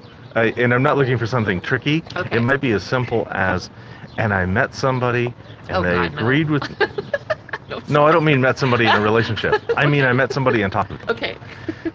And they relayed a very similar story to the ones I had relayed, wherein they chose hope and surrender, and it worked out really well for them. Is that the kind of thing that would reinforce your confidence? Absolutely. Okay, so So that's what basically, I you're mean. saying sharing information that's shared, like knowledge that's Could be. shared, and That might be how you. ideas. That might be how you came to your Yeah. your current confidence. Well, yes, I try and we're most Mhm. influenced by the top 5 people that we hang out with. That makes sense. We're most, and maybe 9 because I like the number 9. 9. But If it's 9, it includes those two. yeah. But yeah, it's surrounding yourself by just positive people. Yeah. You think I'm a nutbag? No, they're with me. These are my partners in this process. Okay. And I'm going to say that these two guys are in my top 9 of people I'm probably the most influenced by Oh, absolutely. Listen, yeah. in my thinking. Yeah, I love it.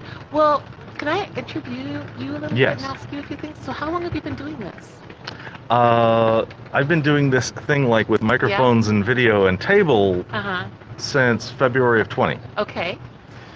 And what brought you guys out onto the street to do this? today, that would be him, Mark, the bald one, Okay. from North Carolina, who's out on vacation, and Reed and I do this together in Los Angeles, Uh-huh. and we came out to meet up and touch elbows with In Mark. Palm Springs, what about in Palm place? Springs. So this gorgeous So oasis. we're just Yeah. meeting at a place, Yeah.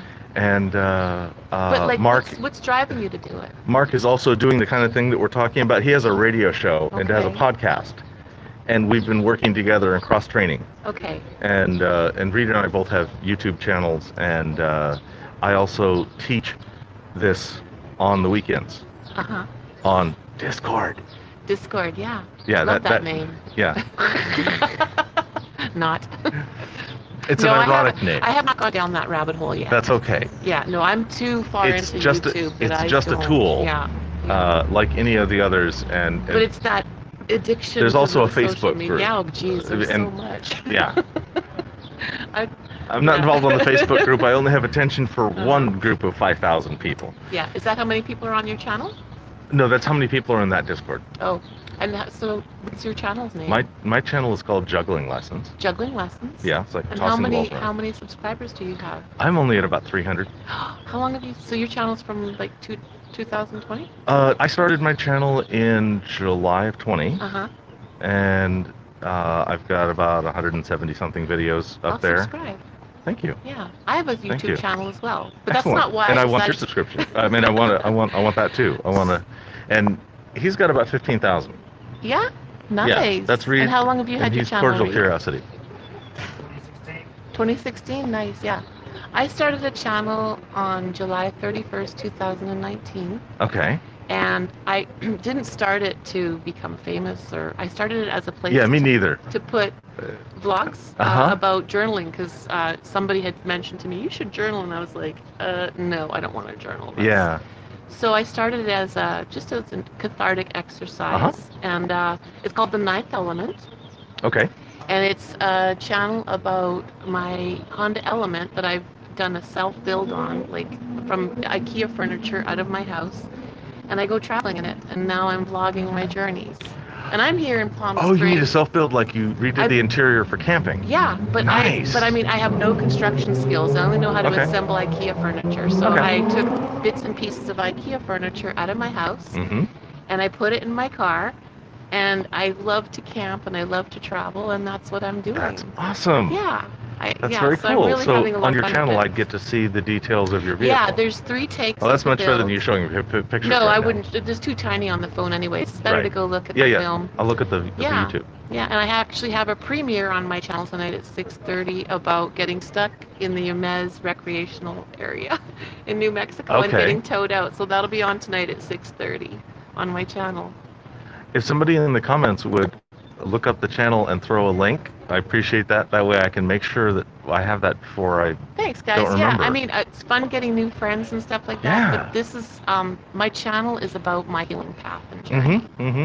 And making friends that are like-minded and taking a chance to Sure. do things like this, because I'm actually so appreciate it. really nervous, even though I don't seem like it. I'm working on my public speaking and whatnot. That's part of why we're doing this too, is Yeah. for our own practice in public speaking. Right. Yeah. So what do you teach on the weekend? So you say you I teach teach this. street What do you call- epistemology. Okay. This method of conversation, Mm-hmm. and it's something that's been developed over since about 2013 when it was a coined idea, and it's really, really grown quite a bit in terms of a lot of people have brought important new things to it, Mm-hmm. expanding the scope of the kind of things we can talk about to Yes. almost anything. I love it. And establishing like what are the critical things that if you fail to do them, you are likely to have a bad day. Like failing to do rapport is a crash and burn, and there's lots of meta. Like there are some goals in doing this that this doesn't work for. A lot of different street epistemologists have different goals. Right. Some of them are, I want to create atheists or something like okay, that, which is gotcha. okay Yeah. and fine. Whatever you're into. And There's something for everyone. I want to create. I want to teach critical thinking, Mm-hmm. and I also want to teach productive discourse, Mm-hmm. because I think those two things are Lacking. my favorite. Yeah, and I see them as an existential threat of our democracy. I mean, I don't mean society crash and burn. Yeah. I mean that Yeah. our current pluralistic democracy is Mhm. threatened by too much polarization. Yeah. And I want the people in the middle to be able to talk to the people on the outside, Mm-hmm. no matter where you draw that Yeah. middle and outside. Yeah. The middle is where you are. Am I? For everybody. Oh, yeah. Yeah. Stuck in the middle. Look, are there people on that side and that side of Yeah. you on anything? Yes, Joker's pretty yeah. much. What is it? If there are Something only to the one, right. yeah, if there's only people on one side of you, you're wrong. Uh-huh. But don't you think it's a really beautiful time right now that we're in? Like, I mean, Yeah. it's like ugly, it's chaotic, it's beautiful, it's It's change, ugly like a radical birth. change. Yeah. Yes. I mean, Yes. I'm But I seeing mean, ugly so can be much beautiful. beauty. I mean, the opposite coming of from ugly little is cameras. beautiful. Well, yes. And I So, don't just mean do some making. good today, guys. Yeah, I don't just mean what you and Yeah. I are doing, Yeah. because yeah, we've been able to do this for a long time, Mhm. but now the reach is so much easier. Mhm. It's so much cheaper and more available, and our whole world is changing because suddenly we have visibility to things that were hidden before. Yes. Yes. Uh, Exactly. I'm going to go out on the That's limb why I and love the throw a internet. claim out here Do and it. say I think historically police brutality has been way worse than we have ever been Of led to know. course. All kinds of brutality. And I think it's trending down Yep. while our visibility of it is trending Yeah. tremendously up because cell phones. Yes. Yes. And I count body cams in cell phones because body cams are cell phone technology Mhm. and are mandated because other people have cell phones, so they better at least have this much backup. Yeah. So, it's all for me. It's all part of a package. Mhm. And I personally will be happy when body cams are on, when a uniform is worn and somebody's on duty. No exceptions. Yeah. Yeah. I don't want them to have control over the body cam. I think if the society is giving you the right to enforce our rules, we get to watch.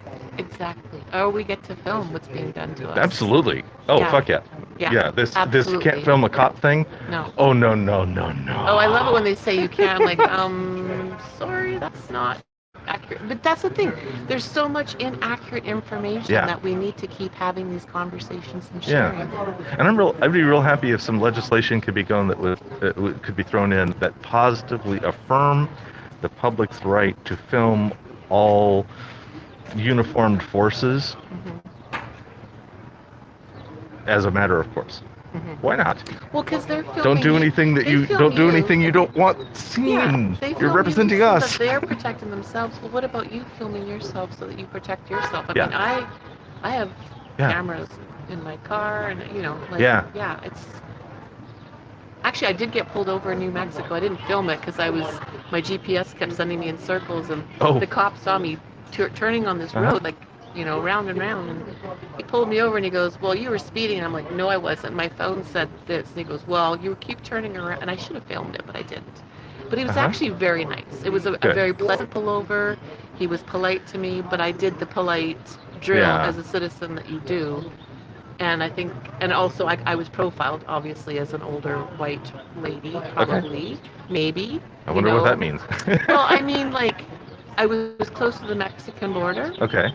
and I'm camping, so, I'm not of another ethnicity. Uh-huh. So. Were you a minority in the environment? Maybe. I don't know. I mean, I was in the middle of nowhere, it felt like. I mean, so, but they have the police and then they have border patrol in that area. Mm-hmm. So, and of course, when I open the vehicle and it's like, it's camper, he's like, "Oh, what's going on there?" I'm like, "Have a look, because I know you want to." Mm-hmm. I said, "Don't forget to like and subscribe." Right. But I mean, I was polite to him. Mm-hmm. I knew I wasn't in the wrong. I wasn't nervous. Yeah. So I mean, and him. He might saying, give you a speeding ticket. Well, by I half. said I have, because I had my GPS app Yeah. finally working at that time, and it showed that I wasn't. If I was, it Okay. was 3 miles over. Can Sure. they get you for 3 miles over? I Yes. don't know. Yes. Especially in Burbank. Oh, yes. Okay. So different. See, different places. Exactly. Different things. Yes. Yeah. Yeah. Yeah. Yeah. So, anyways. Yeah. Thank you for this conversation. I've enjoyed it. Yeah. Thank you. In the process Yes. of reviewing your claim about hope and surrender, Mm-hmm. That's right. Yeah. did your confidence in your claim change at all? Absolutely. Okay. And did it change up or down? It went up. Okay. So I went from I was probably negative on the scale for hope or confidence. When? Before I had, my epiphany Okay, so that was years ago. Okay. Yeah. During I was this probably conversation, has it 30. changed? Yes. Okay. It's gone to an 8. It's gone to an 8. It's gone Okay. to an 8 because I like this, not we're at a square table, but it's a nice table, round table conversation. Yes, totally. I like the questions that you ask. I like the information that you're sharing Thank you. because it's really important. And that if we can bring people together like this, you're in the perfect place where there's tourists and stuff, they're coming from all over, and hopefully they'll sit down and have a conversation with you, and you'll get to see all kinds of different perspectives. Interestingly enough, I think you are we were here yesterday and today, and I think you are our number like 8 or 9 person through. Uh-huh. And of those 9 claims, maybe one of them was outside the very middle of the bell curve. Oh, No, you're fine. yeah. What I'm saying is your claim is within the Oh. normal bell curve. Okay. A lot of people agree with you, I think. Do they? Okay. I don't mean just out of these 9. Yeah, I'm saying yeah. I see this as a completely common, not bell end at all claim. When we're in other places like Runyon Canyon in Hollywood, Mm-hmm. Fewer than 50% will be in that obvious middle. The extremes on any wedge issue are often more displayed. I've found of this small number of 9 conversations that to be very middle of the road compared to what we're used to. Do you think because we're in resort land or holiday land or I don't know. Yeah. It's also too small an end for me to extrapolate, right? but I appreciate it. Yeah. So, thank you for the conversation. I've enjoyed Thank it. you. I appreciate I think there's it. somebody who wants the table. Okay. Thank great. you. Thank you.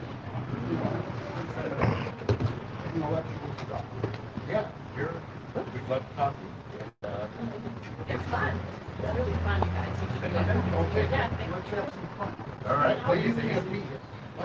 You can't be here. To listen to what I'm going to say. I feel the same way about that. You can watch on the phone. Thank you, guys. Yeah, take care. Thanks a lot. That was really good, guys. Thank you. Subscribe.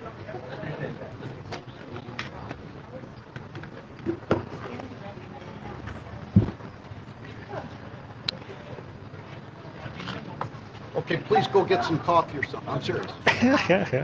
Go get a Flappy Dappy or something. Do you have money on you? Okay. I'll tell you after I say it. You can watch it back later. You could watch it later, Patty. Oh dear. Hang on, one of my GoPros messed up. Do you live in this area? No. Where are you coming from? I'm going to put this down somewhere. Okay. Let's talk.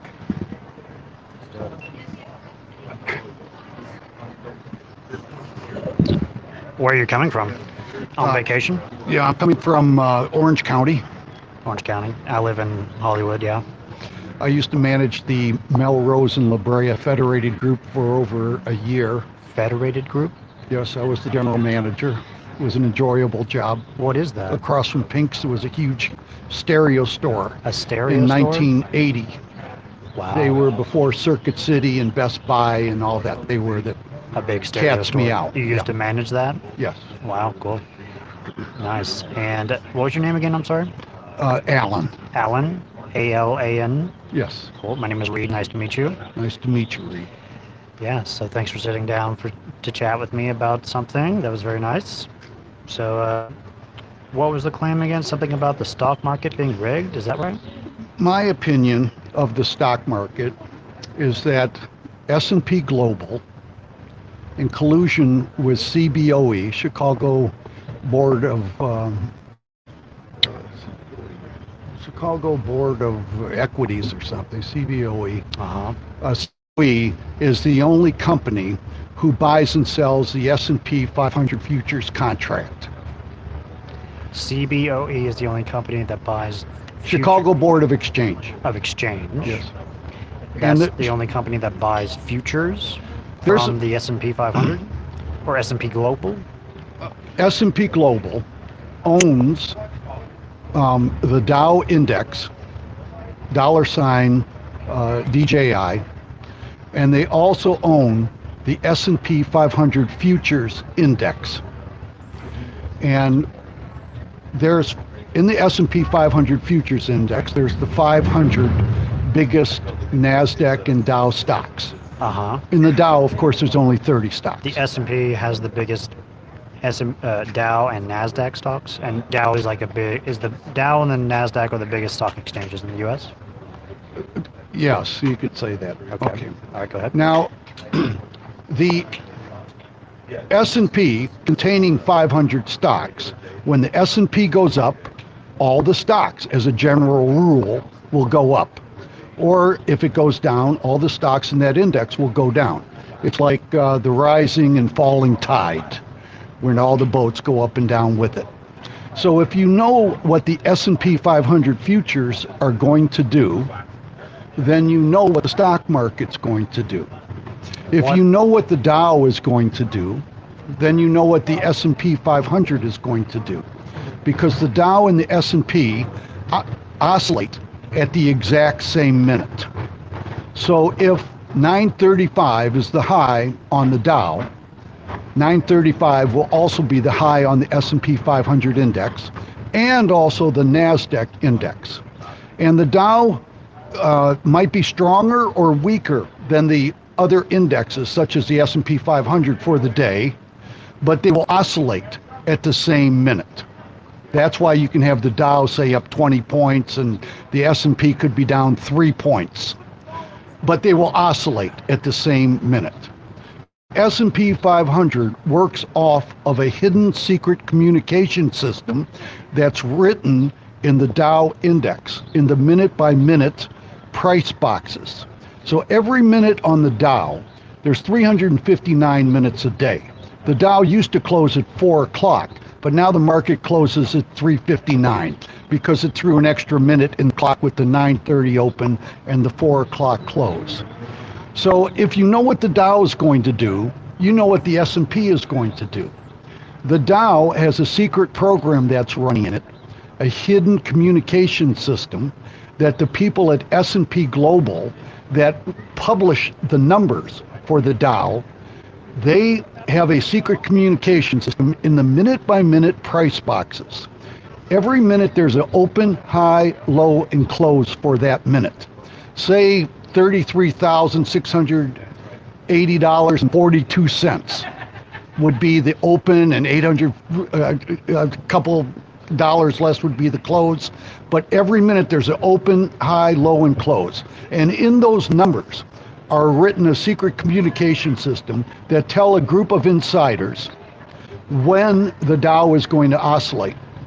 And the traders who are trading on all the technical analysis indicators have no chance at all against this system, because moving average lines and stochastics and Bollinger Bands and MACD and all this breaking news means nothing to this pre-written system that's tomorrow is already written in stone exactly what's going to happen in the market. So what I'm hearing you say, there's like some manipulation going on in the markets through a hidden communication system, which it like fixes prices in some way? Yes, a group of insiders get the numbers. We get them in either all white or all red and green. Say you have a trading platform such as TradeStation or Charles Schwab, you're going to get those minute-by-minute price box numbers in color. But the insiders get them in a whole different set of colors. So they can know that from this hidden system, when the high is going to be for the morning, when the low is going to be, what the high for the afternoon is going to be, as this market oscillates. They also write out this system days in advance for the major oscillation minutes. And if you have a stock such as GameStop,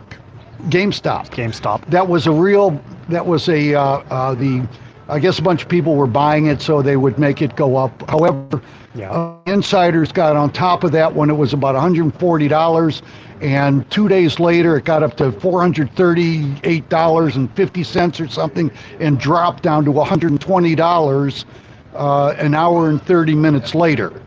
A huge drop, and then it went up to $250. That was all scripted in the numbers that are published in the minute-by-minute numbers on GameStop. We get them in red and green. The insiders get them in all different colors. So they knew exactly at what time and what price the GameStop would be at when it hit $438. I think it was 37 cents. Okay, so yeah, let's To the focus- minute, to the penny. Yeah, I'm very confused right now. Thank you. So I only know very little about the stock market. I know there's like various markets and there's futures, and all these words need to be clarified for me because I'm not an expert on the stock market. So let's work on this GameStop example, and I'm just going to ask questions to clarify because I'm very confused. Okay, so let's go back to wait, what I meant to get at when I started talking about GameStop, because when the market is running, everything usually works off the S&P 500 futures, unless they have a stock that is in play. When it's in play, then they'll put that system onto that particular stock. What do you mean by futures? See, the S&P 500 futures is the most profitable thing that a trader can trade. What is intraday? What is a future? It's a contract that you buy this contract. The contract costs $1,320, and you can buy this contract and hold it for, 2 minutes all day, or 3 or 4, or a month, however long you want. And you can bet on the contract going up or going down. You buy it long or short. These are put and calls. No, a call and those are completely different. Those are different things. Yes. So futures are kind of contract, a promise to buy a stock at a certain time for a certain price? No, actually, you're buying the S&P 500 futures contract at whatever price it is at. Whatever that price is, I want to buy whatever the S&P 500 is at whatever amount of time in the future. That's the contract? Yes, you can say you buy that contract for 10,000 and it goes up 10 points. Then you make the profit from it going up. If it goes down 10 points, you lose money. 10 percentage points? Yes. So if you bought it at 10,000, it goes up to 10,010. 10,010, you get that 10. Yes, and it's $50 per point. So you would make $500. $50 per point. Yes. Okay. The S&P 500 futures contract is the most profitable thing that a day trader or a swing trader can trade. You can take Apple or Facebook or anything, with the exception of Bitcoin or that GameStop that was in play, and you will make more money with the S&P 500 futures than you will buying anything else. More bang for the buck. This is a day trader type of thing, the futures contract. Yes, or you can swing trade it. You can hold it for a month or 2 months, but it's very volatile. Yeah. What's the average amount of time people buy these future contracts for? An hour or two. An hour or two? Yeah. All right. Or if you swing trade it, maybe a day or two. And 3 days. And the stock market is open for, you said, 359 minutes a day? The general market, but the futures trade during the evening, at night. They close they trade even during the non-regular market hours? Yes, which is also manipulated, the after hours market. Okay. So can we go through a specific manipulation example? You said GameStop. Let's just go through that example. What happens? What are you claiming? You're claiming corruption in some kind of way, right? Absolutely. It's the biggest crime of our century. It's the biggest money-making crime of our century. Okay. And the SEC gives them full license to do it. They will not investigate it, and there are no attorneys who will take it up and go against the SEC, because the SEC is in the pocket of the S&P Global and the Chicago Mercantile Board of Exchange and New York Stock Exchange. They own These are the insiders? Yes. High-ups in the S&P Global company. What other companies?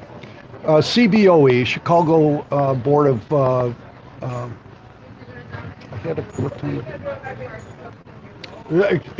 Chicago Board of Exchange? Yes, that's it. Okay, and S&P Global. Mm-hmm. The higher-ups in these companies are the insiders, you're saying, are corrupt and manipulating the market? Yes.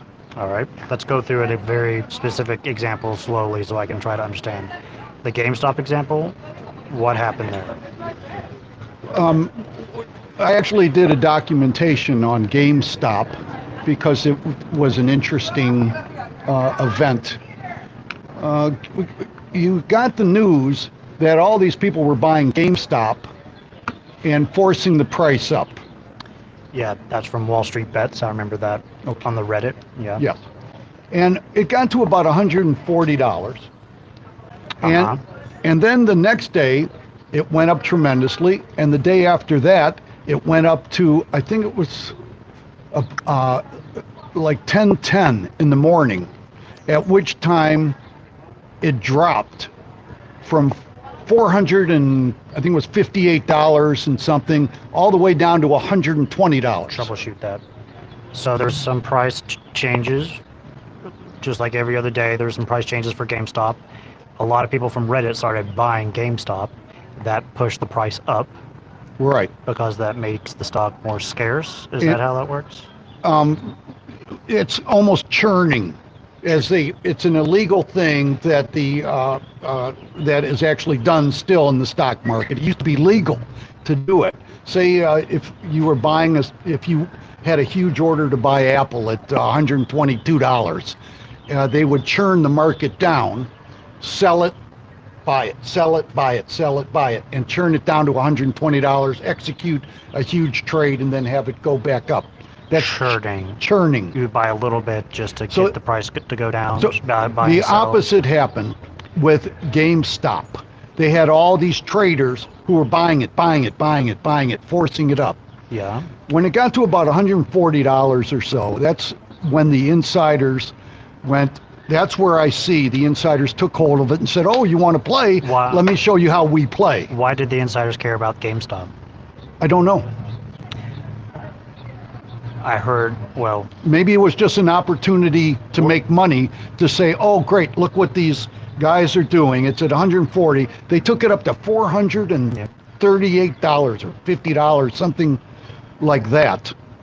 And then they just dropped it so fast that anybody who was in it had no chance of getting out. There's no buyers. So they get executed near the bottom when it dropped down to $120. So if you bought it at, say, 160 or 180 or, wow, look at this, 300, you just got your bell rang. And then it dropped, and an hour and 20-some minutes later, it hit the oscillation point to the minute to the penny, and then it bounced back up to, at 12:10, to the price of like $250. And so what I'm hearing you say, without the eruption, the price would not have gone down without the insiders doing something. Yes, and it wouldn't have gone up. It wouldn't have gone up without the insiders as well? Right. Why do you believe that? The insiders can make the stock market do whatever it is they want it to do. The primary cause of it going up was the insiders as well as it going down? Yes. Why do you believe that for GameStop? Because I can see the numbers. I look at the numbers, and they match to the minute to the penny to the minute to the penny. I know the system. What do you mean by that? I know there's this hidden communication system that I was talking about earlier to you. How do we know this thing exists? I've actually documented it, and I have what do you mean by many years of proof of the documentations of the numbers to the minute to the penny. It would be like, okay, sorry. What's the best example of evidence for this hidden manipulation or hidden communication system that manipulates the market? If I were to show you numbers, numbers, most everything in life is debatable except for numbers. 2 and 2 is 4. 2 and 2 is 6. If I were to show you the numbers that match, here's a royal flush in spades, here's a royal flush in spades, here's a royal flush in spades. All you can do is look at it like DNA and say, okay, royal flush in spades. I think the odds are like very high. Like very low. I used to know those odds, but I can't recount them anymore. So there's rare, super rare matching of numbers. Yes. that you're saying could not have happened naturally because of how frequent they are? Because, right, and the same numbers apply day after day after day after day. The template you can put on there and the hidden communication system shows itself. The template that you can put on it. Where are these numbers? Where are you getting these numbers? And The tools, codes, templates? the tools, codes, and methods is what I'm calling the template. Tools, codes, and methods? Yes, there's All right. places usually where the programmer All right. writes this information, and the numbers match to the 100th again and again and again and again. What numbers are matching what? The numbers for the Dow. This system, the main focus of the system is the Dow. What numbers? Prices? And by the way, I've had, when they run these plays, such as they ran the play on Facebook when Facebook became,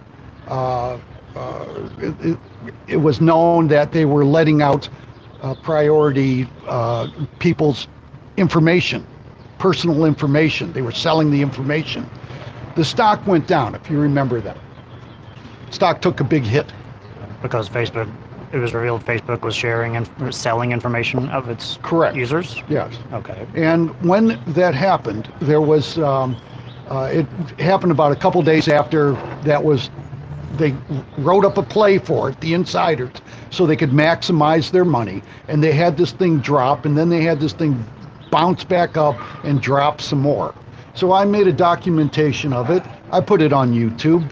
I was canceled off of, I had that video canceled on me. And What do you mean? I got a strike for posting the video. You got a strike from YouTube for posting Right. something on YouTube about the Facebook trading? Correct.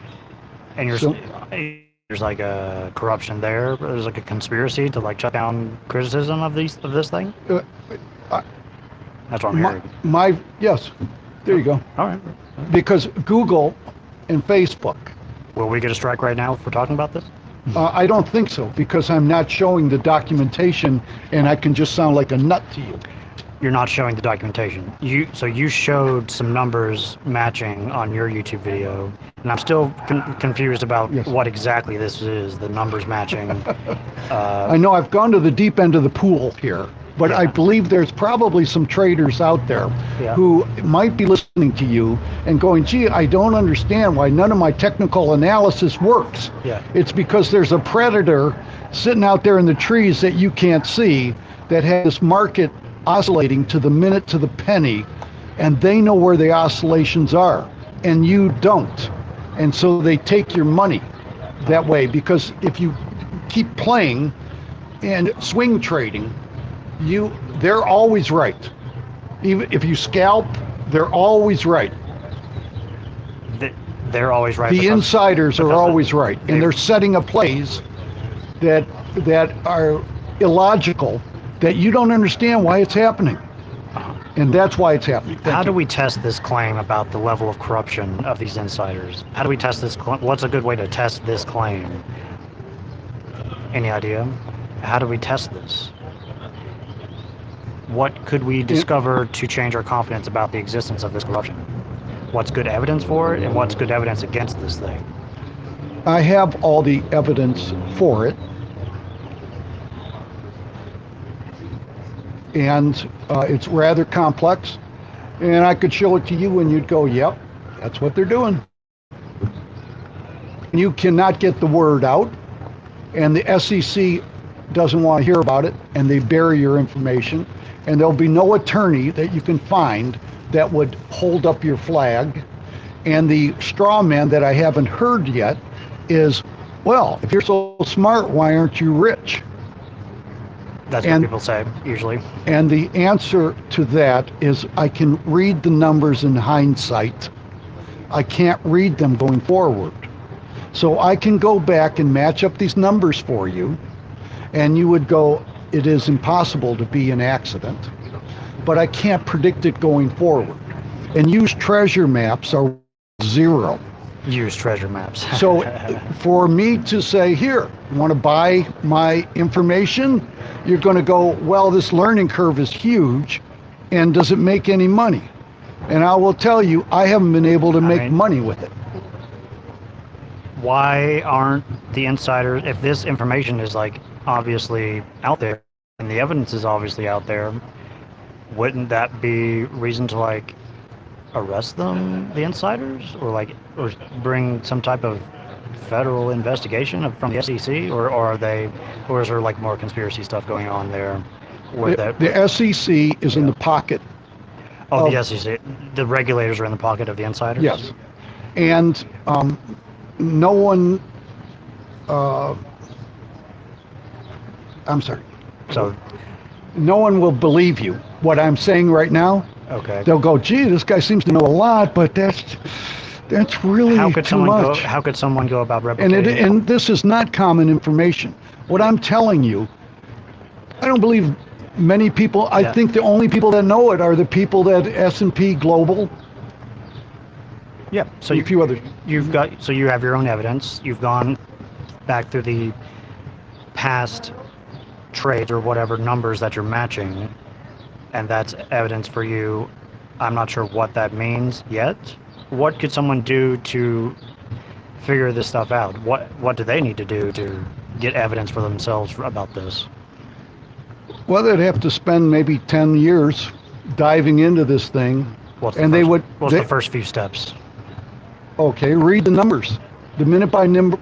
Okay, here we go. What specific numbers? Here we go. Okay. Look at the minute by minute price boxes of the Dow index. Minute by minute price boxes of the Dow index. Where do you find that?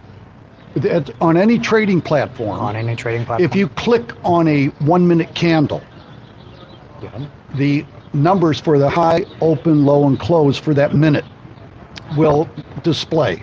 You can see the matching of the buy and the sell numbers. And it will show you what the Dow opened at, the high, the low, and the close of that minute. And now look at those numbers and see if they match the oscillation that just happened at, say, 10 after 10, and the price was 33,282 and 41 cents. Can you match that up to the minute, to the penny, to the minute, to the penny, over and over and over again? The time, the day, the exact price to the 100th. Yeah, because when you're day trading and you're bidding for a price of a stock to buy, you're not bidding for a price. It's like you just press the button and you buy it at whatever price that is. You can get real fancy and try and cut it by a tenth of a penny, but it doesn't matter. People are just buying the price at the market price back and forth for that minute. Whatever that price is, they're just, I want to buy it or sell it at whatever it is at that minute. And how far can the Dow go up in 1 minute? I've seen candles, 1 minute candlesticks, 573 points in 1 minute. In 1 minute. And that was March 3rd was the low of the market on this COVID crash that we had where they made a fortune. And was the day before, it was March 2nd. The day before there was fishy stuff going on? March 2nd was that infamous candle that I'm telling you about. Oh, that was the big difference? And the S&P 500 went up 73 points that minute. Before it went down the next day? During the day. It's oscillating during the day. Yeah. Okay. All right. So there's a bunch of stuff here. What would you need? Last question. What would you need to see hypothetically to? What are some alternative hypotheses for explaining what's happening besides conspiracy insiders? And a conspiracy from insiders. What's the second best explanation for this stuff happening, or is that the only explanation for this stuff happening? That is the programmer plans out plays 5 days in advance. Right? What's going to happen a few days from now is already written in stone. The insiders already know exactly tomorrow what the high of the going to be, what the low of the market's going to be. They know every oscillation on the market tomorrow. It doesn't matter, breaking news, doesn't matter. And they do it off of this hidden communication system. Okay. All Thank right. you. Thank you. That was very nice. Thanks, Alan. Appreciate the talk. Thank you. It's been enjoyable spouting this stuff. Yeah, thank you. It's fun. It's fun. Have a great day. Thank you. See ya. We'll have it on YouTube if you want to watch it back. Okay, how do I watch that back? On his channel, Juggling Lessons, or on my Twitch, Cordial Curiosity. Is it possible, please, for me to have a pen so I can write this down, because I'll never remember it. Yeah, we'll find something. What, want me to email it to you? Or Oh, I'd love that. No, let me take it. you take it? I'm going to remain a secret. It's secret. Okay. Thank you. Thank you very much for listening. It's enjoyable kind of saying that stuff. And Yeah. a few people will listen to that and they will go, oh my God. Yeah. We don't have any paper. And that's where I have my pen. Here, I have something.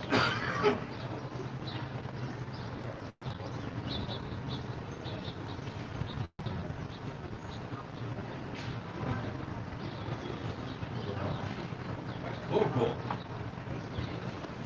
Yeah. You'll be able to look at your own video. Can you write down our stuff? I have not found the pen. It's in the backpack that I left in the car in the senior car. Maybe I could borrow a pen from Starbucks. Sure. Want to just see the name of my channel? I'm sorry? This is my channel. Just search that and you'll find me. I'm on Twitch. I Cordial gotta write Curiosity. this down, 'cause I'm sorry, I know my stuff. It's fine. If I can split it, can you take a picture with your cell phone?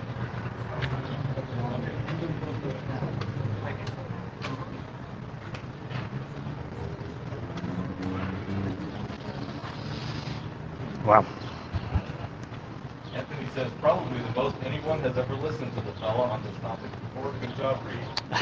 Oh, Anthony. Thanks. Shit. How many people listen into that? Oh my gosh. Oh my gosh.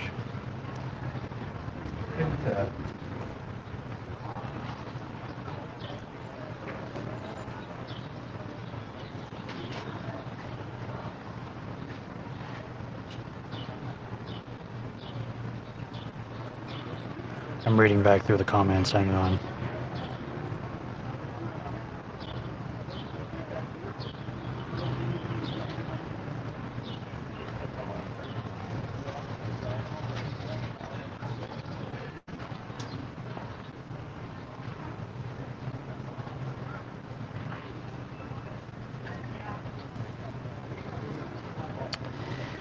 Yeah, it's a lot of confirmation bias I'm detecting, although I still don't know what specific evidence he's using. It's the matching of the numbers in a particular minute. I'm still confused. I'm not an expert on the stock market. Yeah, I was listening and not understanding as well.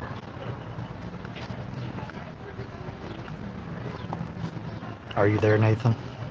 Turn on your video and I can bring you on if you want. Oh, he's coming back. Yeah, there's his phone.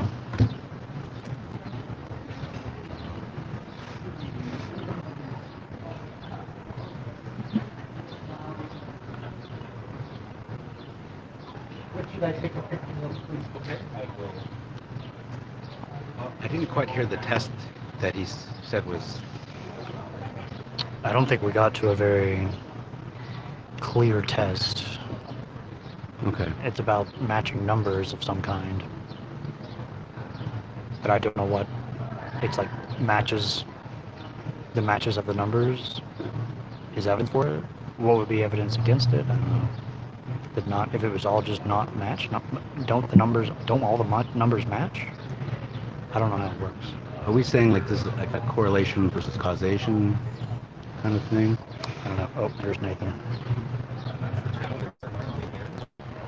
Yeah, I heard you. I Do you actually have had any to idea take what's a happening? call. Nathan? Hey. Oh wait, what's let me up? unmute you. There we go. Now you're good.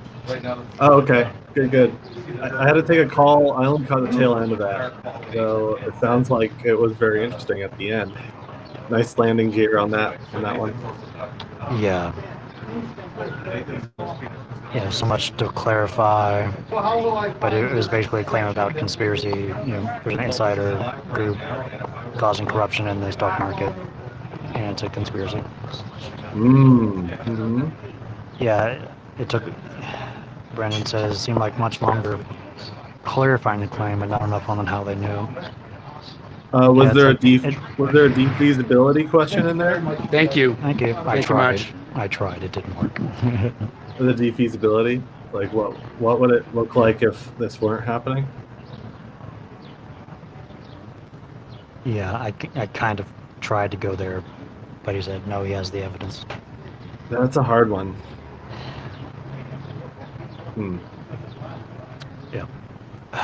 Yeah, we were just trying to understand his test. When my GoPro wasn't working, I was distracted.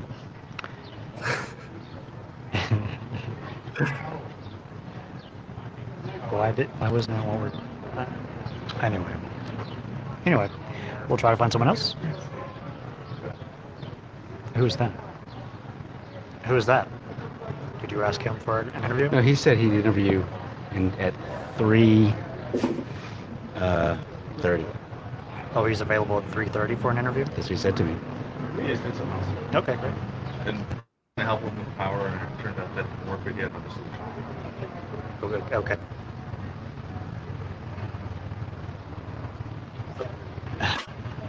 I wonder how that fellow would do the survey, Anthony asked. Yeah, that would be nice. You'd have maybe to niche you with number 9.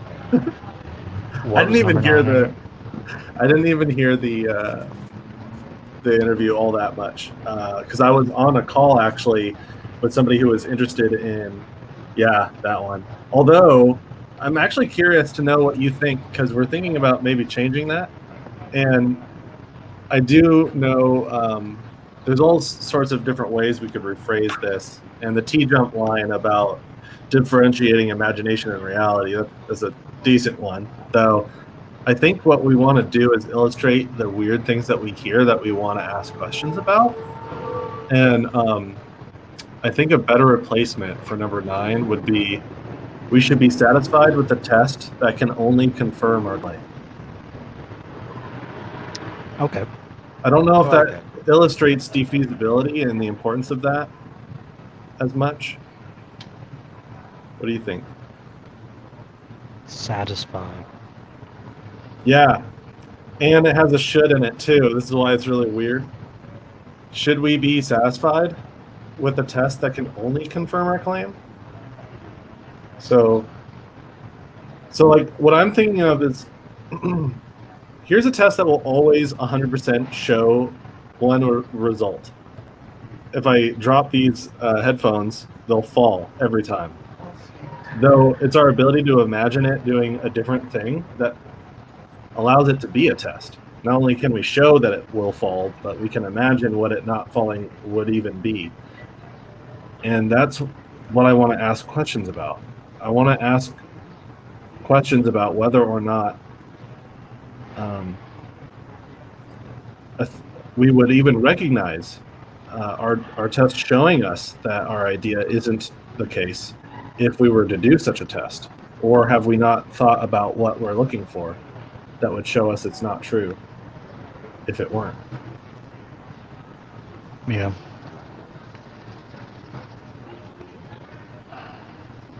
It's hard making the survey. Yeah. I mean, for gravity, there's Newton and his laws. Mm-hmm. He explained like the rate of gravitational, of the rate of something falling because of the mass and the acceleration. I forget exactly what it is, but depending on the mass, and then so I don't know what. That's just a model for predicting the rate of things falling. Yeah, it's a description of what we're seeing. Yeah, so he could test things falling, and if they fall at different rates than what he was predicting them to test to fall, that would be ways to falsify his model. But we could still use his laws to do very simple, ballistic things. But then Einstein came along, and explained even a more accurate model of what gravity is. But that didn't supersede Newton's laws. And then Recke practitioners came along, and now they have the most accurate explanation of gravity. Yeah.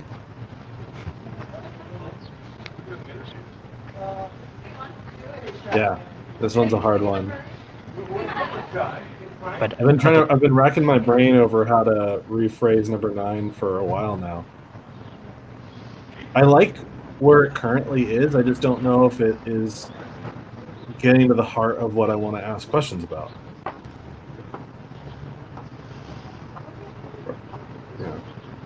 Yeah.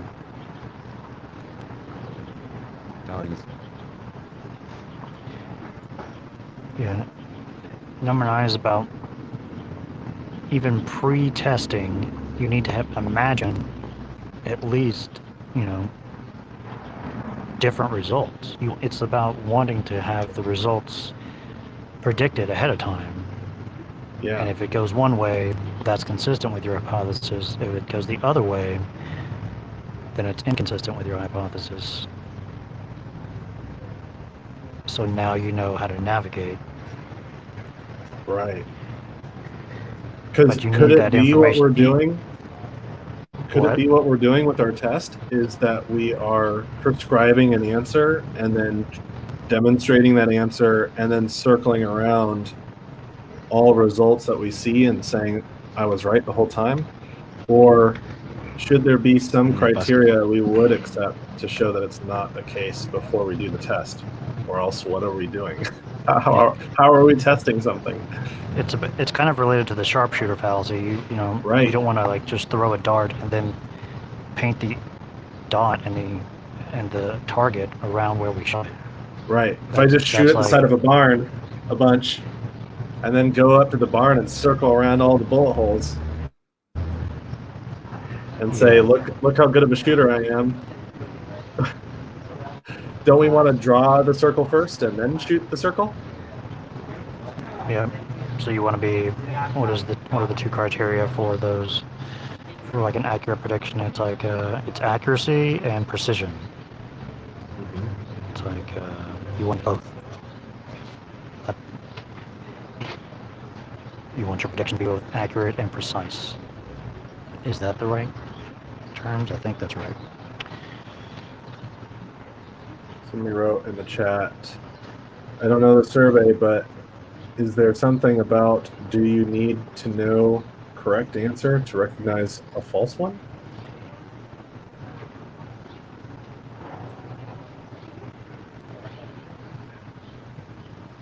I almost like, do you need to know a false answer in order to know a correct one? Almost. Yeah. If any and all results from your test confirm your hypothesis, there's no way to differentiate your hypothesis from your imagination. Right. We want to test against reality, and if anything that happens confirms our test. Yeah. And it's really about what we can imagine it doing, and then recognizing why that would be good criteria to satisfy our hypothesis. Yep. That one's a tough one. Yeah, it's like, and it has to be related to the hypothesis logically. They have to be reasonable predictions. And that's really hard to come up with really good hypotheses and its relationship to the claim, you have to really imagine how it would be and how it would not be. Yeah, how would it not be? I think that's what a lot of people are sometimes not doing with their idea. That's Like, how what are would some this good, idea not be? what are some good examples of science in the past that we had explanations for something and it turned out that was mistaken? They took heliocentrism versus geocentrism.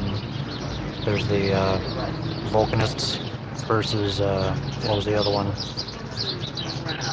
Some other tectonic plate explanation theory. That one's a good one.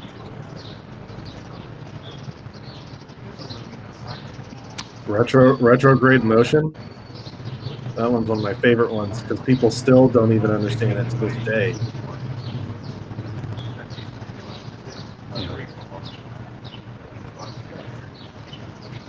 Retrograde motion of the planets. Like Venus will appear to go like this in the sky,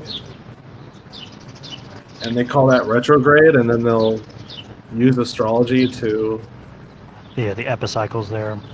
right prescribe something. Though if we understand what it actually is it really what we think it is once we know what it is and how we're both going around the sun and one of us is going faster or slower depending on where we are?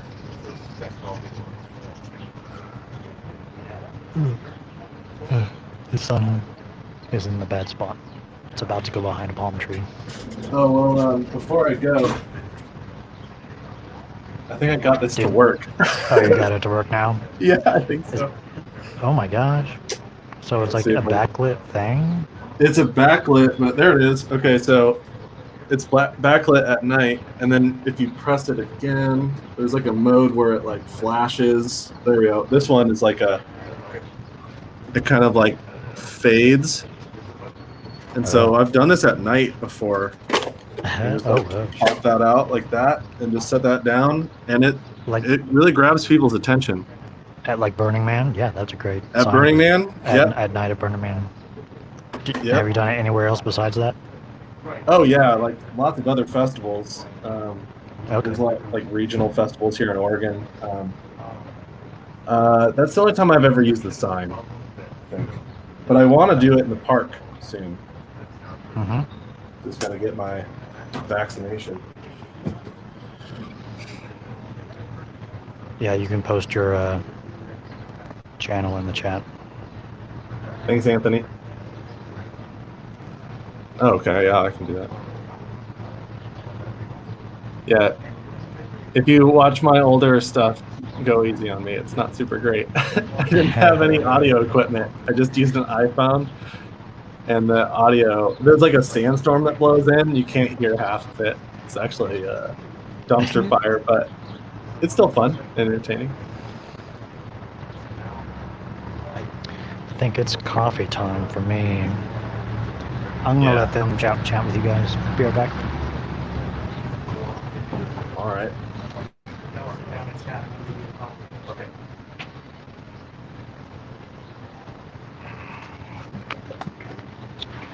I'm gonna not talk about encryption technology on a YouTube stream, so I'm gonna change the subject. Yeah, well, that was interesting, isn't it? Yeah. All right. Well, we, if you are listening, we definitely have at least one interview lined up at 10:30 in Pacific 14 time. minutes. And so he said that he'd join us. We'll see how it Cool. goes. Yeah, Seeing what his claim is. Sitting nearby, Sitting behind working us. on his own computer on another table over there, and has agreed to try it out. It's true. Yeah. But, yeah. It's a nice day. I'm glad we're doing this. Yeah, it's a bit out in the sun in the moment. Good thing that I don't burn easily. You don't? Yeah, as long as I go out, get in the sun enough during the summer, I get enough natural sunscreen to Right. not have much of a difference from day to day. It's not like I spend hours in the day most days, but being out on a boat, if you are out on a boat, you really don't have much choice about the shade. Oh, And yeah, sure. Right. also, you get a lot of reflection up off the water, so even if you're under shade, you can get an inverse sunburn. Yeah, I bet. Yeah, yeah. People can get sunburns like on parts of themselves that aren't like up under the Yeah, chin. that look kind of strange. Yeah, Yeah. yeah. It's kind of get weird little sunburns where if people are tan here on the shoulder, Right. they're usually not tan under their arm, and then if they get a bunch reflected up, they can get sunburned in places that are usually less tan. So you can, who is a boater from just walking around. Kinda. Yeah. Yeah. Yeah. If they've been out in the sun much at all, boat tan is different. Like truckers tan is different. Or Brit truckers tan on the other side. Oh, right. That's funny. You can tell someone's accent before you talk to them. Yeah, that's it. Indeed. That won't be a problem in the Tesla semi. Yeah, Center driving right position. in the center. Hmm. That's a And badass looking truck. It is. There's just no practical way for you to hang your arm out the window of that truck while you're driving. Right. But really, there doesn't really need to be anyone in the cab to begin with, right? Oh, it's Eventually. Eventually that will be the case. Right. I look forward to that. I do see that means a lot of people are going to be out of work. Yeah, yeah. I know. Professional drivers are Yeah. several percent of the workforce, I understand. Right. But you know, when the algorithms get down right, they'll be safer on the road. These huge Yeah. trucks, so. Yeah, yeah. What do we want? 1 million jobs or 30,000 fewer deaths every year? Exactly. What's that trade-off? Is that trade-off worth it? Me? Yes, I think so. But, you know, I'm a liberal whack job with, you know, no proper realism about the markets and obviously no understanding of calculus.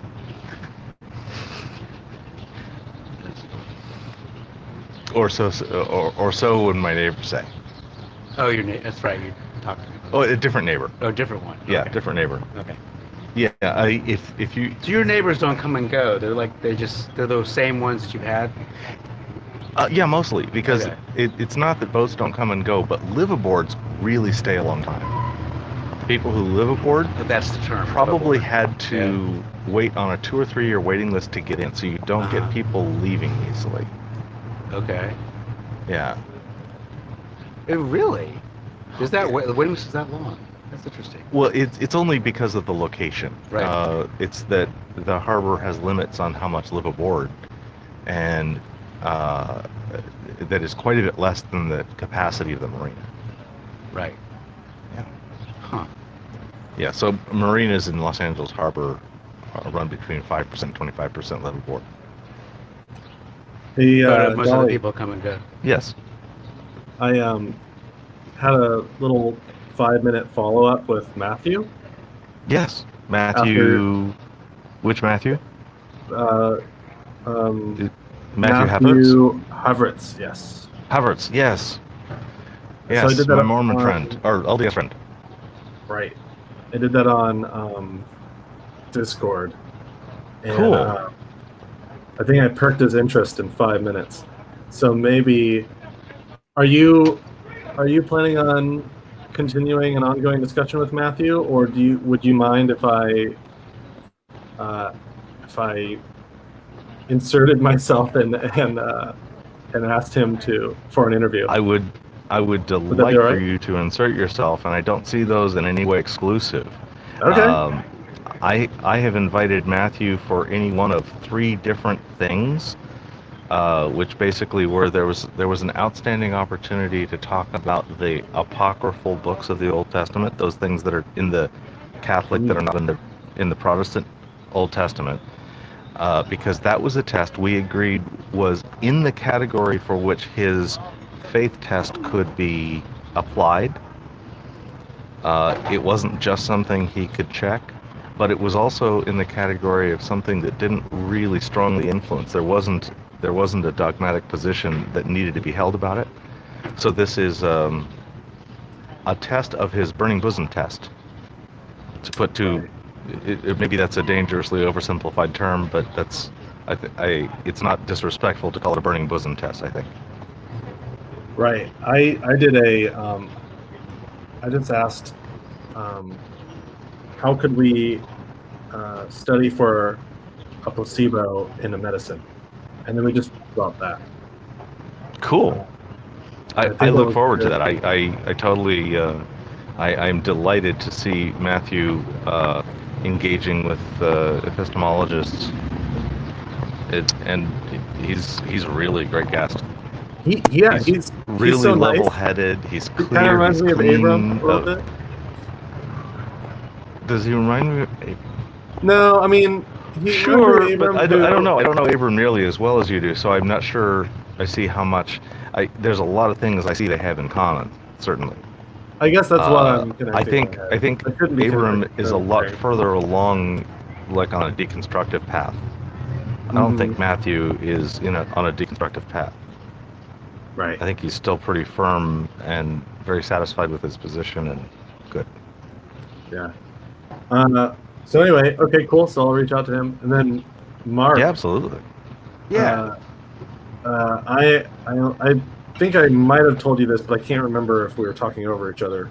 I've got I'm almost halfway through all of your podcasts. Yeah. Well, that's very nice of you. So once you get, I don't know which direction you're going in, but well, now I'm working my way towards the center because I started with the most frequent, and I was like, okay, I'm gonna go to the beginning. Right. And I went to the beginning. Oh yeah. Well, those are a little. We talked about. That was a little rough. Yeah. Right. I think. I feel like it's I think we got a interloop in the last one. Okay. Oh yeah, good, sure. Yeah, Okay. take your time. Yeah. Good talking to y'all. I'm gonna peace out. Oh yeah. Good luck. Thank you. So,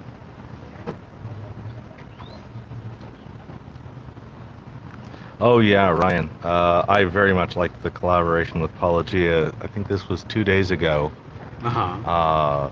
Anthony and Paulogia talking actually in response to Eric Hoven's. Maybe it was Eric Hoven. Maybe it was a larger group of young Earth creationists. Okay. And it came around to street epistemology, and Anthony was the cartoon. Oh really? Yeah. I'll have to check that out. Yeah. You get to see Anthony as a cartoon. And animated face talking. It works out. What Anthony thought of his likeness. He tweeted it out. He says, "I've been cartooned." I don't know. I'm assuming that he liked it. I thought it was good. Now, his cartoon and your cartoon wouldn't be very different. They'd be a little different. They'd be a little different. I mean, yes, there's the hair. Right, the hair, the smile. No, you're not carbon copies. Yeah. It's just that when simplified to a cartoon, you might get a lot closer. Huh. Yeah. Maybe it'll just become like the street epistemology thing, and then you'll start doing it. Oh, I'm gonna have to shave a lot then. Yeah, I wouldn't. I don't want to shave. Wouldn't recognize you. So, I like being my fuzzy self. So we have an interlocutor lined up. Cool. I think he said he needs to go to the restroom first. Yep. Take all the time you want. And so I don't know if that's an excuse just to. Well, he's going that way. Right. So maybe we'll see him again. Yep. Yeah. He'll probably be right back. Oh, log in H&M free Wi-Fi. Huh. You go to H&M, get the code.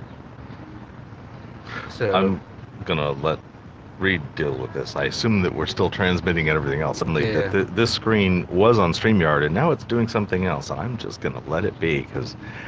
So yesterday I don't know Apple. I don't know Apple. I suck at Apple. Gotcha. I could learn. So yesterday we were here, and so H&M are leaving us alone.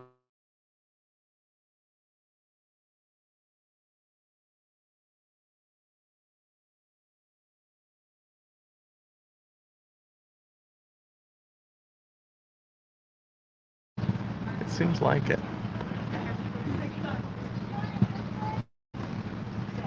Trying to be a good neighbor goes a long way. Yeah.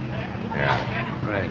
I am very excited to have like the freestanding signs that that Reed was talking about, sort of Yeah, like that those helps. I think. the kind you use for danger wet floor Yeah. kind of thinking, and make our own sign. And I'd like to have QR codes for Right. I think I like and that maybe idea. it's a QR code that goes to the page on Street Epistemology website, epistemology.com. Maybe the page that talks about creators, because then no matter who's with us, they're probably on that page, or we could get them on that page. No, I like the QR code because the people are like, what are these guys doing? And they can pipe right in and. Right. I think it's a brilliant idea. I like that Yeah. quite a bit, actually. I think that'll actually get people who are on the fence Right. to us. Right. If data plans were free, I would just I would actually hang a tablet on the sign, showing the live stream that's going on in the moment. Right. Yeah. But that's only if data plans were free, and they're not yet. But if we're very open to doing a Starlink, and Starlink in the park might be okay. Starlink right here might be a little pushy, but I don't know. Not really sure what that is. Starlink is Dishy McFlatface. It's about this big around, Okay. and it's a self-leveling, self-steering satellite antenna Oh, it's like a satellite. Okay. that connects to the more than 1,000 now, one at a time, satellites that are flying overhead that at about 536 kilometers, Right. roughly, Right. and provide very steady, stable, low latency, high quality bandwidth. Okay. It's a steerable beam thing, but the beam actually can switch between this thing and that thing in a millisecond. Huh. That sounds expensive. I think they cost. I've heard that they cost SpaceX on the order of $1,300 each, and they charge $500 for them, and then something like $100 a month for the service. So that's Dishy McFlatface is its name. Well, maybe Anthony's just sitting at his computer just looking it up right now. It's a new product that's still in beta that we've been waiting for a while. Okay. And if you're a fan of rocket science and flying fiery things, you'll know all about Starlink, because You're a fan? I am a fan, and I think Starlink has had something about 22 launches in the last 18 months or so, Oh, wow. and they launch about 60 satellites each launch. So the number of satellites and good coverage is really big. We're talking about Starlink. He's unaware of Starlink. Would you like to describe Starlink? So we have a... The supercharger charge. Okay. What was that? I'll just keep recording. We're almost at 4 hours anyway, so I'll just charge and come back. Well, we have a Very good. person who is supposedly coming back. So. I'll just stay here. I'll be back in like half an hour. See you then. I'll just snap. I couldn't hear it. He's going to go supercharge. He's. Oh, supercharged. We arrived. Gotcha. Right. You're on. We arrived a little under 4 hours ago, Right. so we need to move the cars for free parking reasons. Oh. Okay. Gotcha. So in I thought it doing was so, supercharger. he's going to also go a few blocks over, because the supercharger is just over yonder. Near a hotel, there's free Tesla charging. Like the home charger, not the. Right. That would take. That's Longer. probably a level 2 charger, and It's would like probably 40 take 4 If it's hours. Like, well, yeah. If it's like mine, it's like 46 miles an hour. Yeah. So we want more. So he's probably going to go over there and goose it for about 20 minutes. Right. And if I remember, we're about 30-something%. Right. And if we got to 60, we'd be happy to get back to LA. Right. All right. Well, our gentleman's back, so Good. let's see what happens. Is this one yours? I think this one's yours, right? I think so. Good.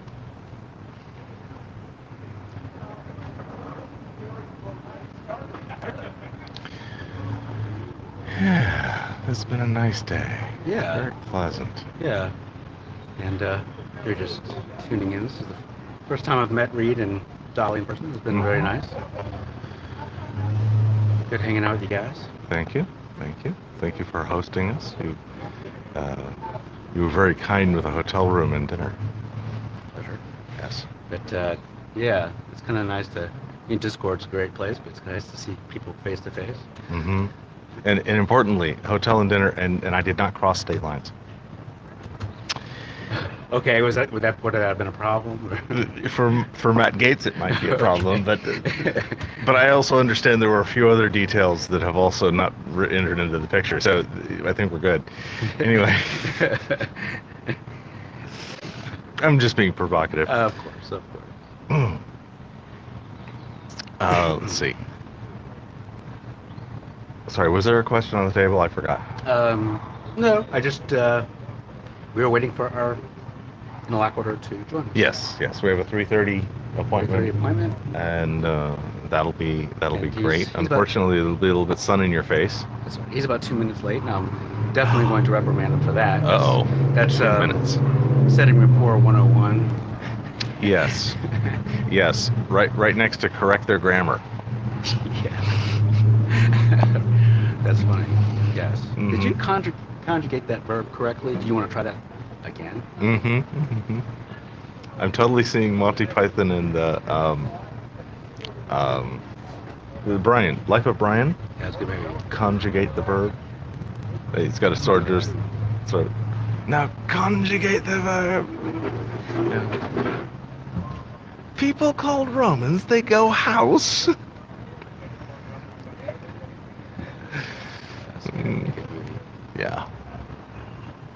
Yeah.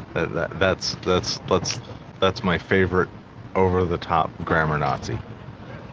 I don't remember that scene. I don't know why. It's just before. So, Brian is trying to write some graffiti to prove that he's worthy of joining the People's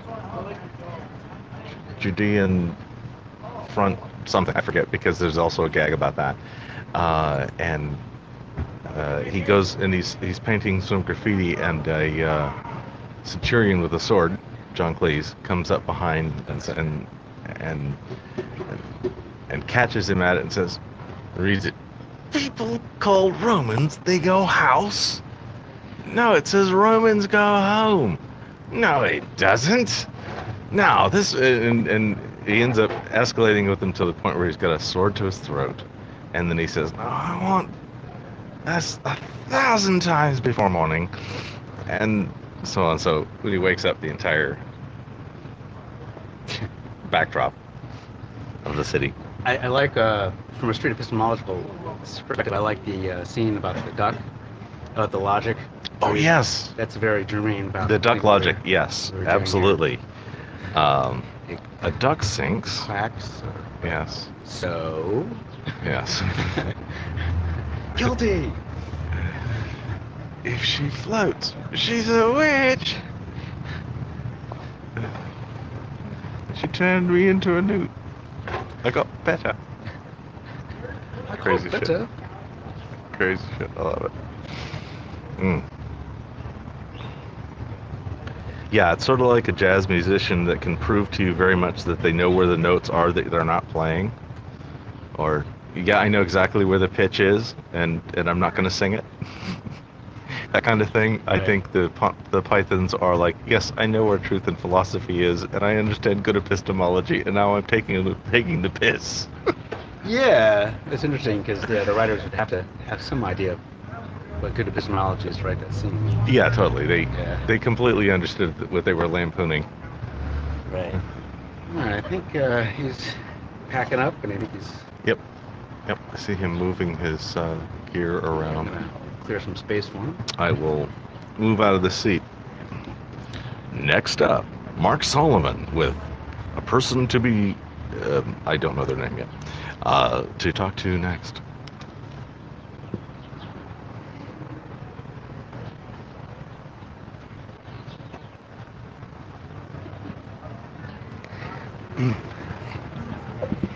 Right.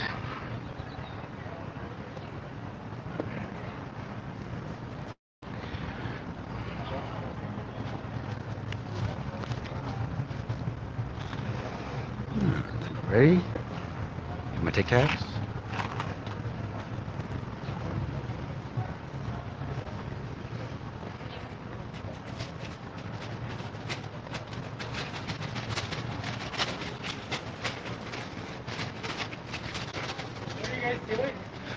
We're doing a podcast on it's called Street Epistemology, and basically what people do is if you're interested, you sit down